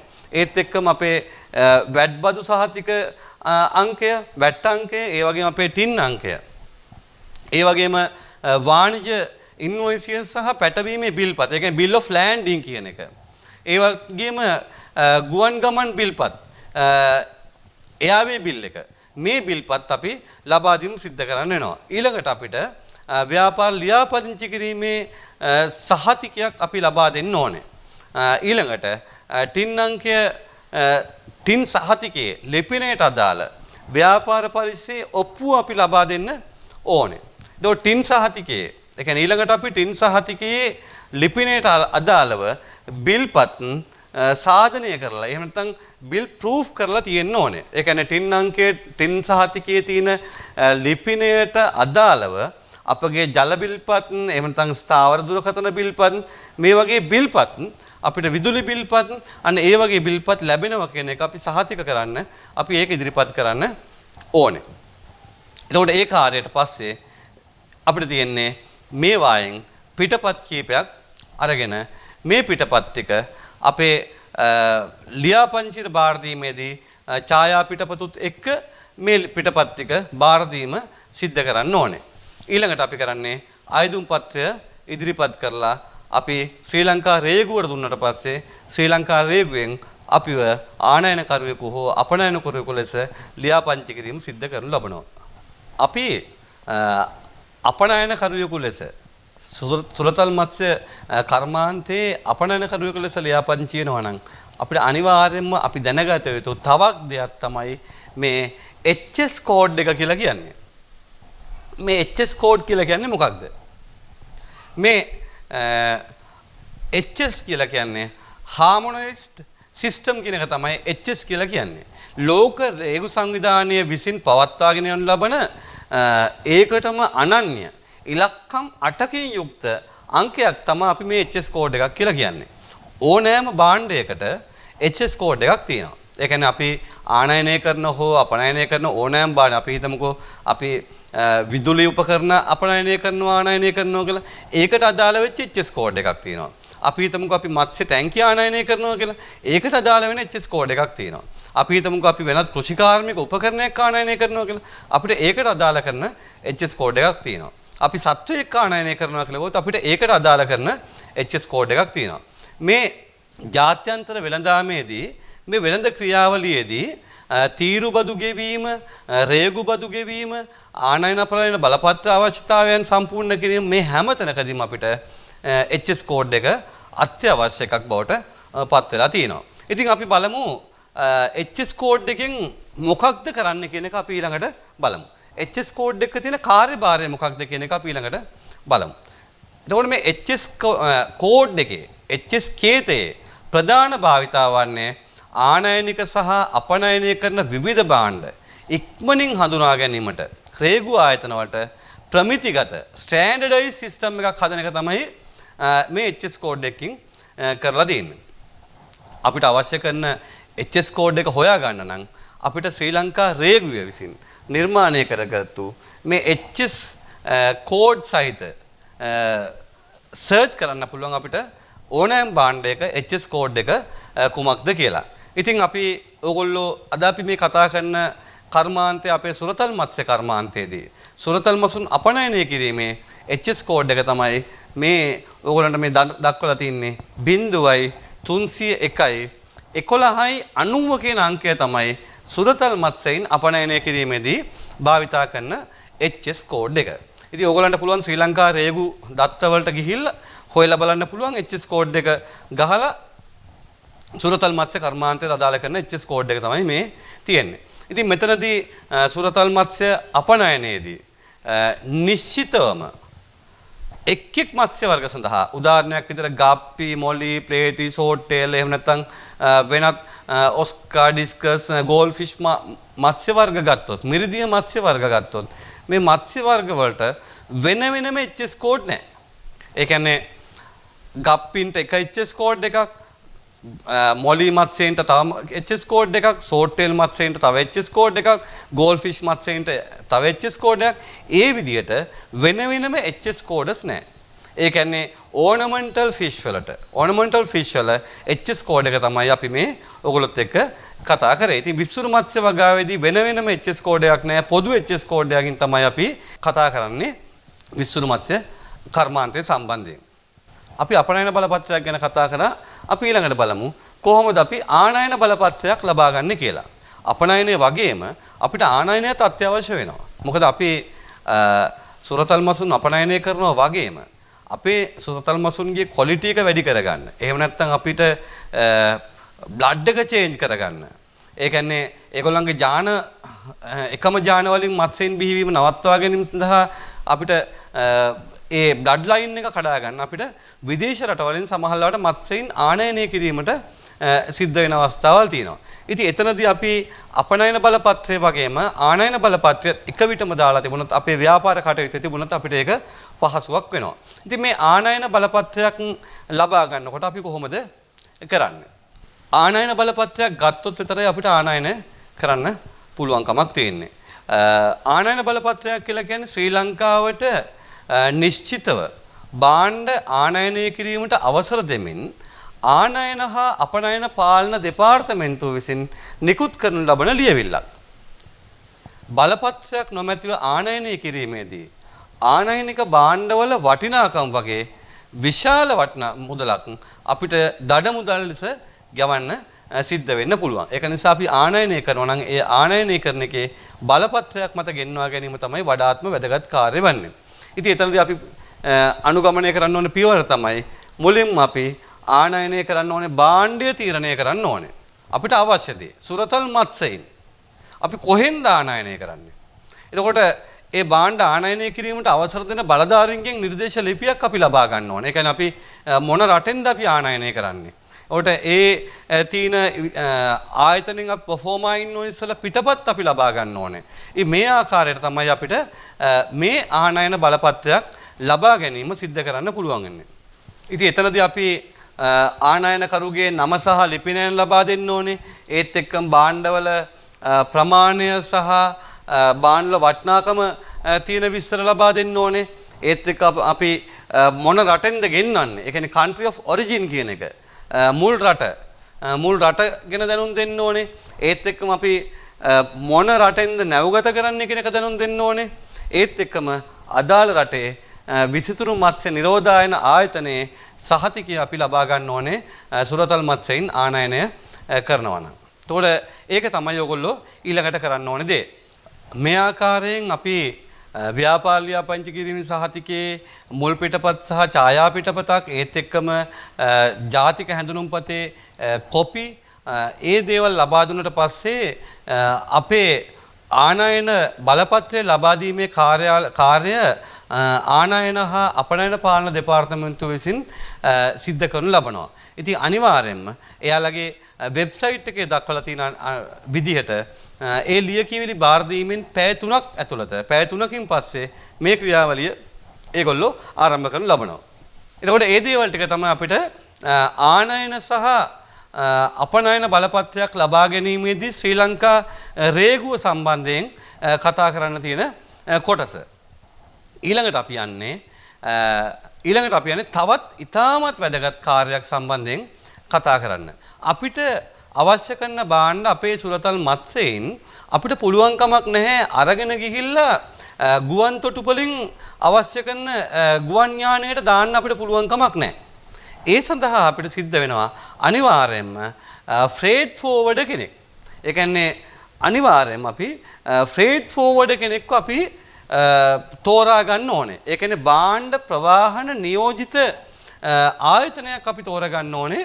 ඒ භාණ්ඩ අපි ගුවන් තොටුපළ පරිශ්‍රය අසලට ගිහින් දුන්නට පස්සේ එතන ඉඳන් ඒ ඇතුළේ තියෙන කාර්යයන් ටික සිද්ධ කරලා ගුවන් යානයට මේ භාණ්ඩ තොගේ ඇතුළත් කිරීමේ කාර්යය සඳහා අපි සුදුසුකම් තියෙන ප්‍රවාහන නියෝජිත ආයතනයක්. භාණ්ඩ ප්‍රවාහන නියෝජිත ආයතනයක්. එහෙම නැත්නම් ෆ්‍රේට් ෆෝවර්ඩර් කෙනෙක් අපි හොයා ගන්න ඕනේ. ඉතින් මේ ෆ්‍රේට් ෆෝවර්ඩර්ස්ලා හැම කෙනෙක්ම ජලය අපනයනය කරන්න. ඒ කියන්නේ අපේ මත්ස්‍යයන් යන්නේ ජලය මාධ්‍යයක් විදිහට කරගෙන තමයි යන්නේ. ඒක ජලයේ තමයි මේ මත්ස්‍යයන් හැම භාණ්ඩ ප්‍රවාහන ආයතනයක්ම මේ සුරතල් මත්ස්‍යයන් අපනයනය කරන්න එකඟ වෙන්නේ නැහැ. ඒක නිසා අපි ආයතනයක් තෝරගන්නකොට ඒ ආයතනය අනිවාර්යයෙන්ම සුරතල් මත්ස්‍යයන් අපනයනයට එකඟතාවය තියෙන ආයතනයක් සිද්ධ වෙන්න ඕනේ. එතකොට ඊළඟට අපි ගත්තොත් එහෙම අපි මේ ගමනාන්තය දීර්ඝ ගමනාන්තයක් නම් බොහෝ විට අපි සුරතල් මත්ස්‍යයින් පැක් කරනකොට අපි මීට කලින් අපේ ප්‍රවාහනය හා ඇසුරුම් කරණය කියන මාතෘකාවේදී අපි කතා කළා. පැය 48ක් මත්ස්‍යයින්ට ජීවත් වෙන්න හැකියාව තියෙන ආකාරයට තමයි අපි ඔක්සිජන් ලබා දීම, ඒ බෑග් වලට ඔක්සිජන් ලබා දීම සිද්ධ කරන්නේ. මේ බෑග් වලට ඒ කියන්නේ බෑග් එකකට අපි මත්ස්‍යයක් දාලා ඔක්සිජන් ලබා දුන්නාට පස්සේ ඒ මත්ස්‍යයින්ට පැය 48ක් යනකම් ඔක්සිජන් ප්‍රමාණවත් විය යුතුයි කියන එක තමයි සාමාන්‍ය කොන්දේසිය වන්නේ. ඉතින් අපි මේ ගුවන් ගමන් ප්‍රවාහනයකදී ලෝකයේ සෑම රටකට වගේම පැය 48ක දීර්ඝ ගමනාන්ත නැහැ. හැබැයි සමහර අවස්ථාවලදී එක්තරා ගමනාන්තයකදී ගුවන් ගමන් ප්‍රමාදයක් එහෙම නැත්නම් ගුවන් යානාවක දෝෂයක් හෝ යම් කිසි තැනක ප්‍රමාදයක් නිසා පැය 48කට වඩා වැඩි කාලයක් මත්ස්‍යයින් තියාගත්තොත් අපිට සිද්ධ වෙනවා ට්‍රාන්ස්ෂිපර් කෙනෙක් තෝරගන්න. කවුද මේ ට්‍රාන්ස්ෂිපර් කියලා කියන්නේ? අපි ඒක උදාහරණයකින් කියනවා නම් අපිට නිකන් සාමාන්‍ය උදාහරණයකින් අපි කියනවා නම් අපිට ඇමරිකාවට යවන්න ඕනේ මත්ස්‍ය සාම්පලයක්. ඒකට මේ සාම්පලය යවන්න අපිට තියෙන ගුවන් යාන දෙකකින් යන්නේ. ඒ කියන්නේ ට්‍රාන්සිට් එකක් තියෙන්නේ. ඒ කියන්නේ අපි සමහරවිට අපි ඉන්දියාවට ගිහලා ඉන්දියාවෙන් ඉඳන් පැය 10කට පස්සේ තමයි ඇමරිකාවට ඒ ගුවන් යානාව යන්නේ. ඒ කියන්නේ මුළු ගමනාන්ත කාලය දක්වා ගත්තම පැය 48කට වඩා වැඩි නම් හෝ මගදී ගුවන් යානයට යම් කිසි ප්‍රමාදයක් සිද්ධ වුණොත් අතරමැද ගුවන් තොටුපළකදී මේ ගෙන යන බෑග් වලට රීඔක්සිජන් කරන්න පුළුවන් වෙන. නැවත වතාවක් ඔක්සිජන් කරන්න ඔක්සිජන් ලබා දෙන්න පුළුවන් ආයතන ලෝකයේ පිහිටලා තියෙනවා. ඒකට ඒ ආයතන වල තමයි අපි ට්‍රාන්ස්ෂිපින් ආයතනයක් කියලා කියන්නේ. උදාහරණයක් විදිහට ගත්තොත් ඩුබායි සහ දෝහා කියන ගුවන් තොටුපළවල ගුවන් තොටුපළ ආශ්‍රයන් ඒ නගරවල ට්‍රාන්ස්ෂිපින් ආයතන තියෙනවා. අපිට එතනදී ඒ ආයතනෙන් පුළුවන් ට්‍රාන්ස්ෂිප් කරන්න. එතනදී අපේ භාණ්ඩ එතන අන්ලෝඩ් කරලා ඒක නැවත වතාවක් ඔක්සිජන් ලබා දීලා මත්ස්‍යයින්ට නැවත වතාවක් අපනයනය කරන්න පුළුවන්. නමුත් බොහෝ අපනයනකරුවන් මේ ක්‍රමවේදය තෝරගන්නේ නැහැ. ඒකට හේතුව තමයි ඔක්සිජන් විතරක් නැවත පුරවනවා, ජලය වෙනස් කරන්නේ නැතුව. මේක ටිකක් රිස්කි. ඒ කියන්නේ අනතුරුදායක කටයුත්තක්. නැවත වතාවක් ජලය වෙනස් කිරීමේදී මත්ස්‍යයින්ට බලපාන ආකාරය, ඔක්සිජන් ලබා දීමේදී බලපාන ආකාරය, අන්න ඒ දේවල් නිසා මේක ටිකක් අවදානම් සහිත වැඩක්. ඒ අවදානම් සහිත කාර්ය නිසා ට්‍රාන්ස්ෂිපර්ස්ලගේ සේවය බොහෝ අපනයනකරුවන් භාවිතා කරන්නේ නැහැ. නමුත් අපි ඒ පිළිබඳවත් දැනුවත් වීම ගොඩක් වැදගත් වෙනවා. මොකද යම්කිසි අවස්ථාවකදී අපිට ට්‍රාන්ස්ෂිපර්ගේ සේවයක් අවශ්‍ය වෙන්න ඉඩකඩ තියෙන නිසා. ඉතින් මේ ආකාරයෙන් අපි ෆ්‍රේට් ෆෝවර්ඩර් කෙනෙක් තෝරගෙන සහ ට්‍රාන්ස්ෂිපින් ආයතනයක් අපි තෝරගෙන අපේ කාර්යය අපිට සිද්ධ කරන්න පුළුවන්. ඉතින් අදාළ ලියකියවිලිත් සමග ජාතික සත්ත්ව නිරෝධ ආයතනයේ සහතිකය ලබා ගත්තට පස්සේ අපි ප්‍රවාහන ආයතනයට භාණ්ඩ ප්‍රවාහනය කිරීම සඳහා බාර දෙනවා. එතකොට මේ ප්‍රවාහන පහසුකම් සපයන්නා ඒ සපයන ආයතනය අපිට ගුවන් යානා පිළිබඳ විස්තර, ඒවායේ ගාස්තු පිළිබඳ විස්තර, ඒවායේ ගමනාන්ත සහ ඒකේ ගමන් වාර පිළිබඳ විස්තර, ගතවන කාලය පිළිබඳ අන්න ඒ විස්තර අපිට ගුවන් භාණ්ඩ ප්‍රවාහනය කරන ආයතනය විසින් ලබා දෙනවා. ඒත් එක්කම අපි ගුවන් භාණ්ඩ පරිශ්‍රයේදී, ගුවන් තොටුපළ පරිශ්‍රය ආසන්නයේදී අපි ගුවන් භාණ්ඩ ප්‍රවාහන පහසුකම් සපයන ආයතනයට බාර දුන්නට පස්සේ ඒ ආයතනය විසින් තමයි ගුවන් යානාව වෙත මේ භාණ්ඩ ප්‍රවාහනය කිරීම බාර දීම සිදු කරනු ලබන්නේ. එතකොට අදාළ ප්‍රවාහන ආයතනය විසින් රේගු පරීක්ෂණ වාර්තාව, සත්ත්ව නිරෝධායන සහතිකය සහ මේ ගුවන් යාන වලට බාර දීම සිද්ධ කරනු ලබනවා.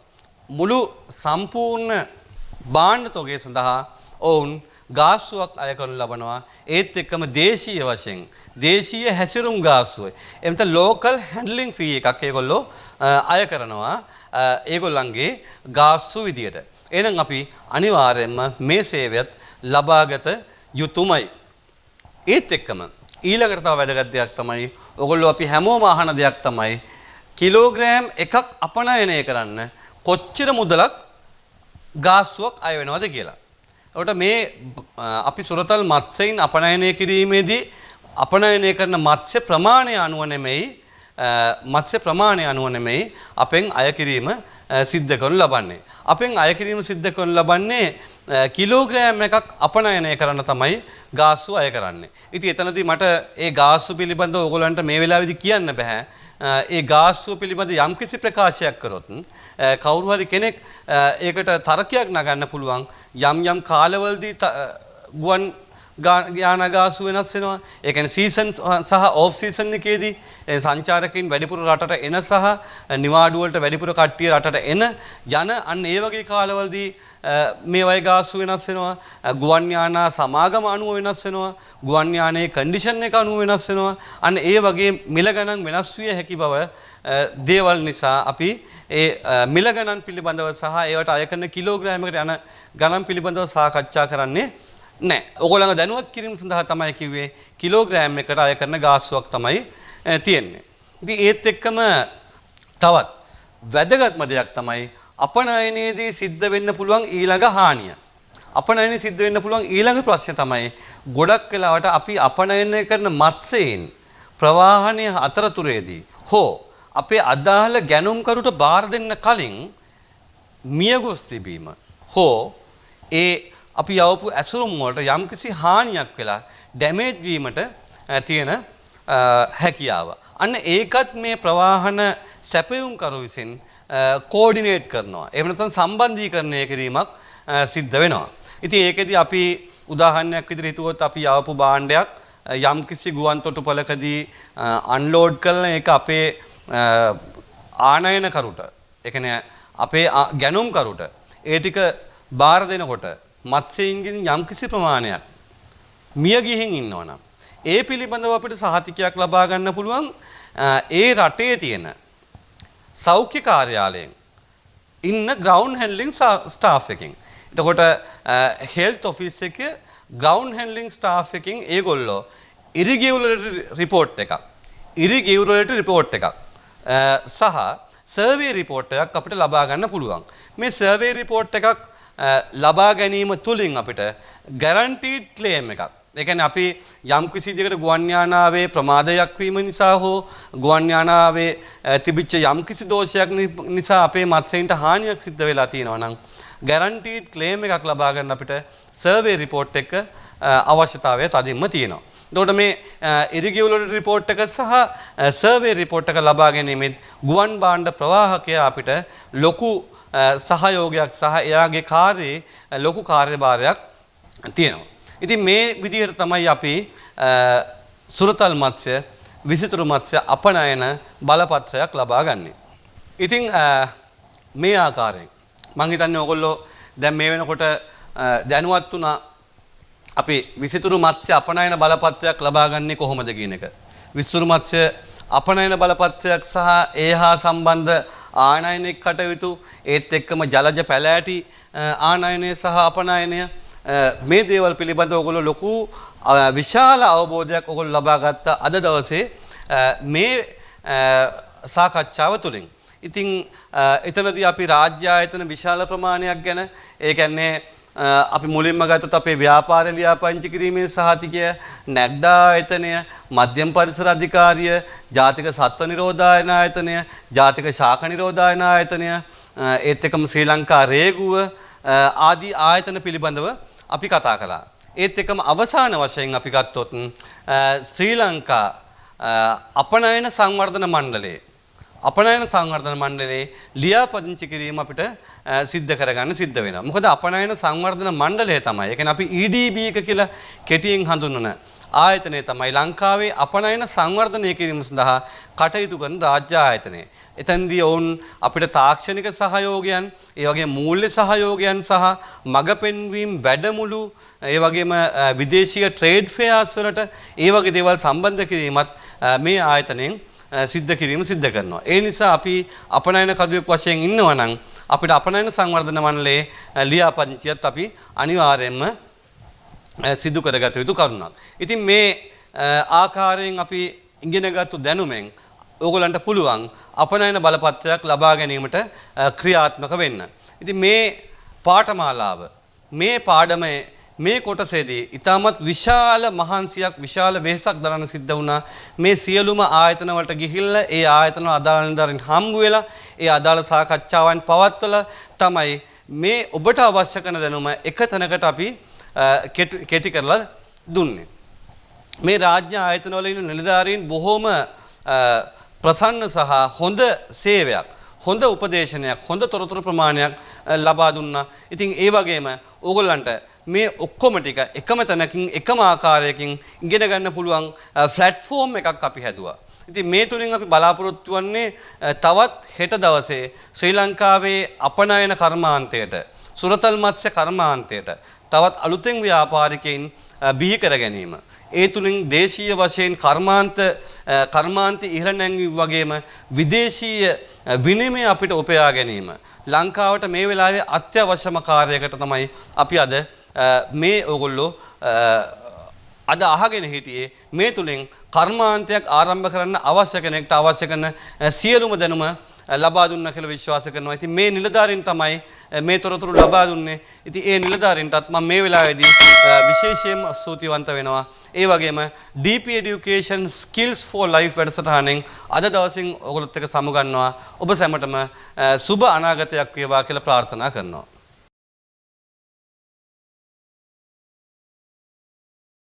මේ වැදගත් පාඩම් බලන්න දැන්ම DP Education Skills for Life YouTube නාලිකාව subscribe කරන්න. අලුතෙන් වීඩියෝස් බලන්න බෙල් බටන් එක ඔබලා තියාගන්න. ජීවිතේ ජය ගන්න. DP Education Skills for Life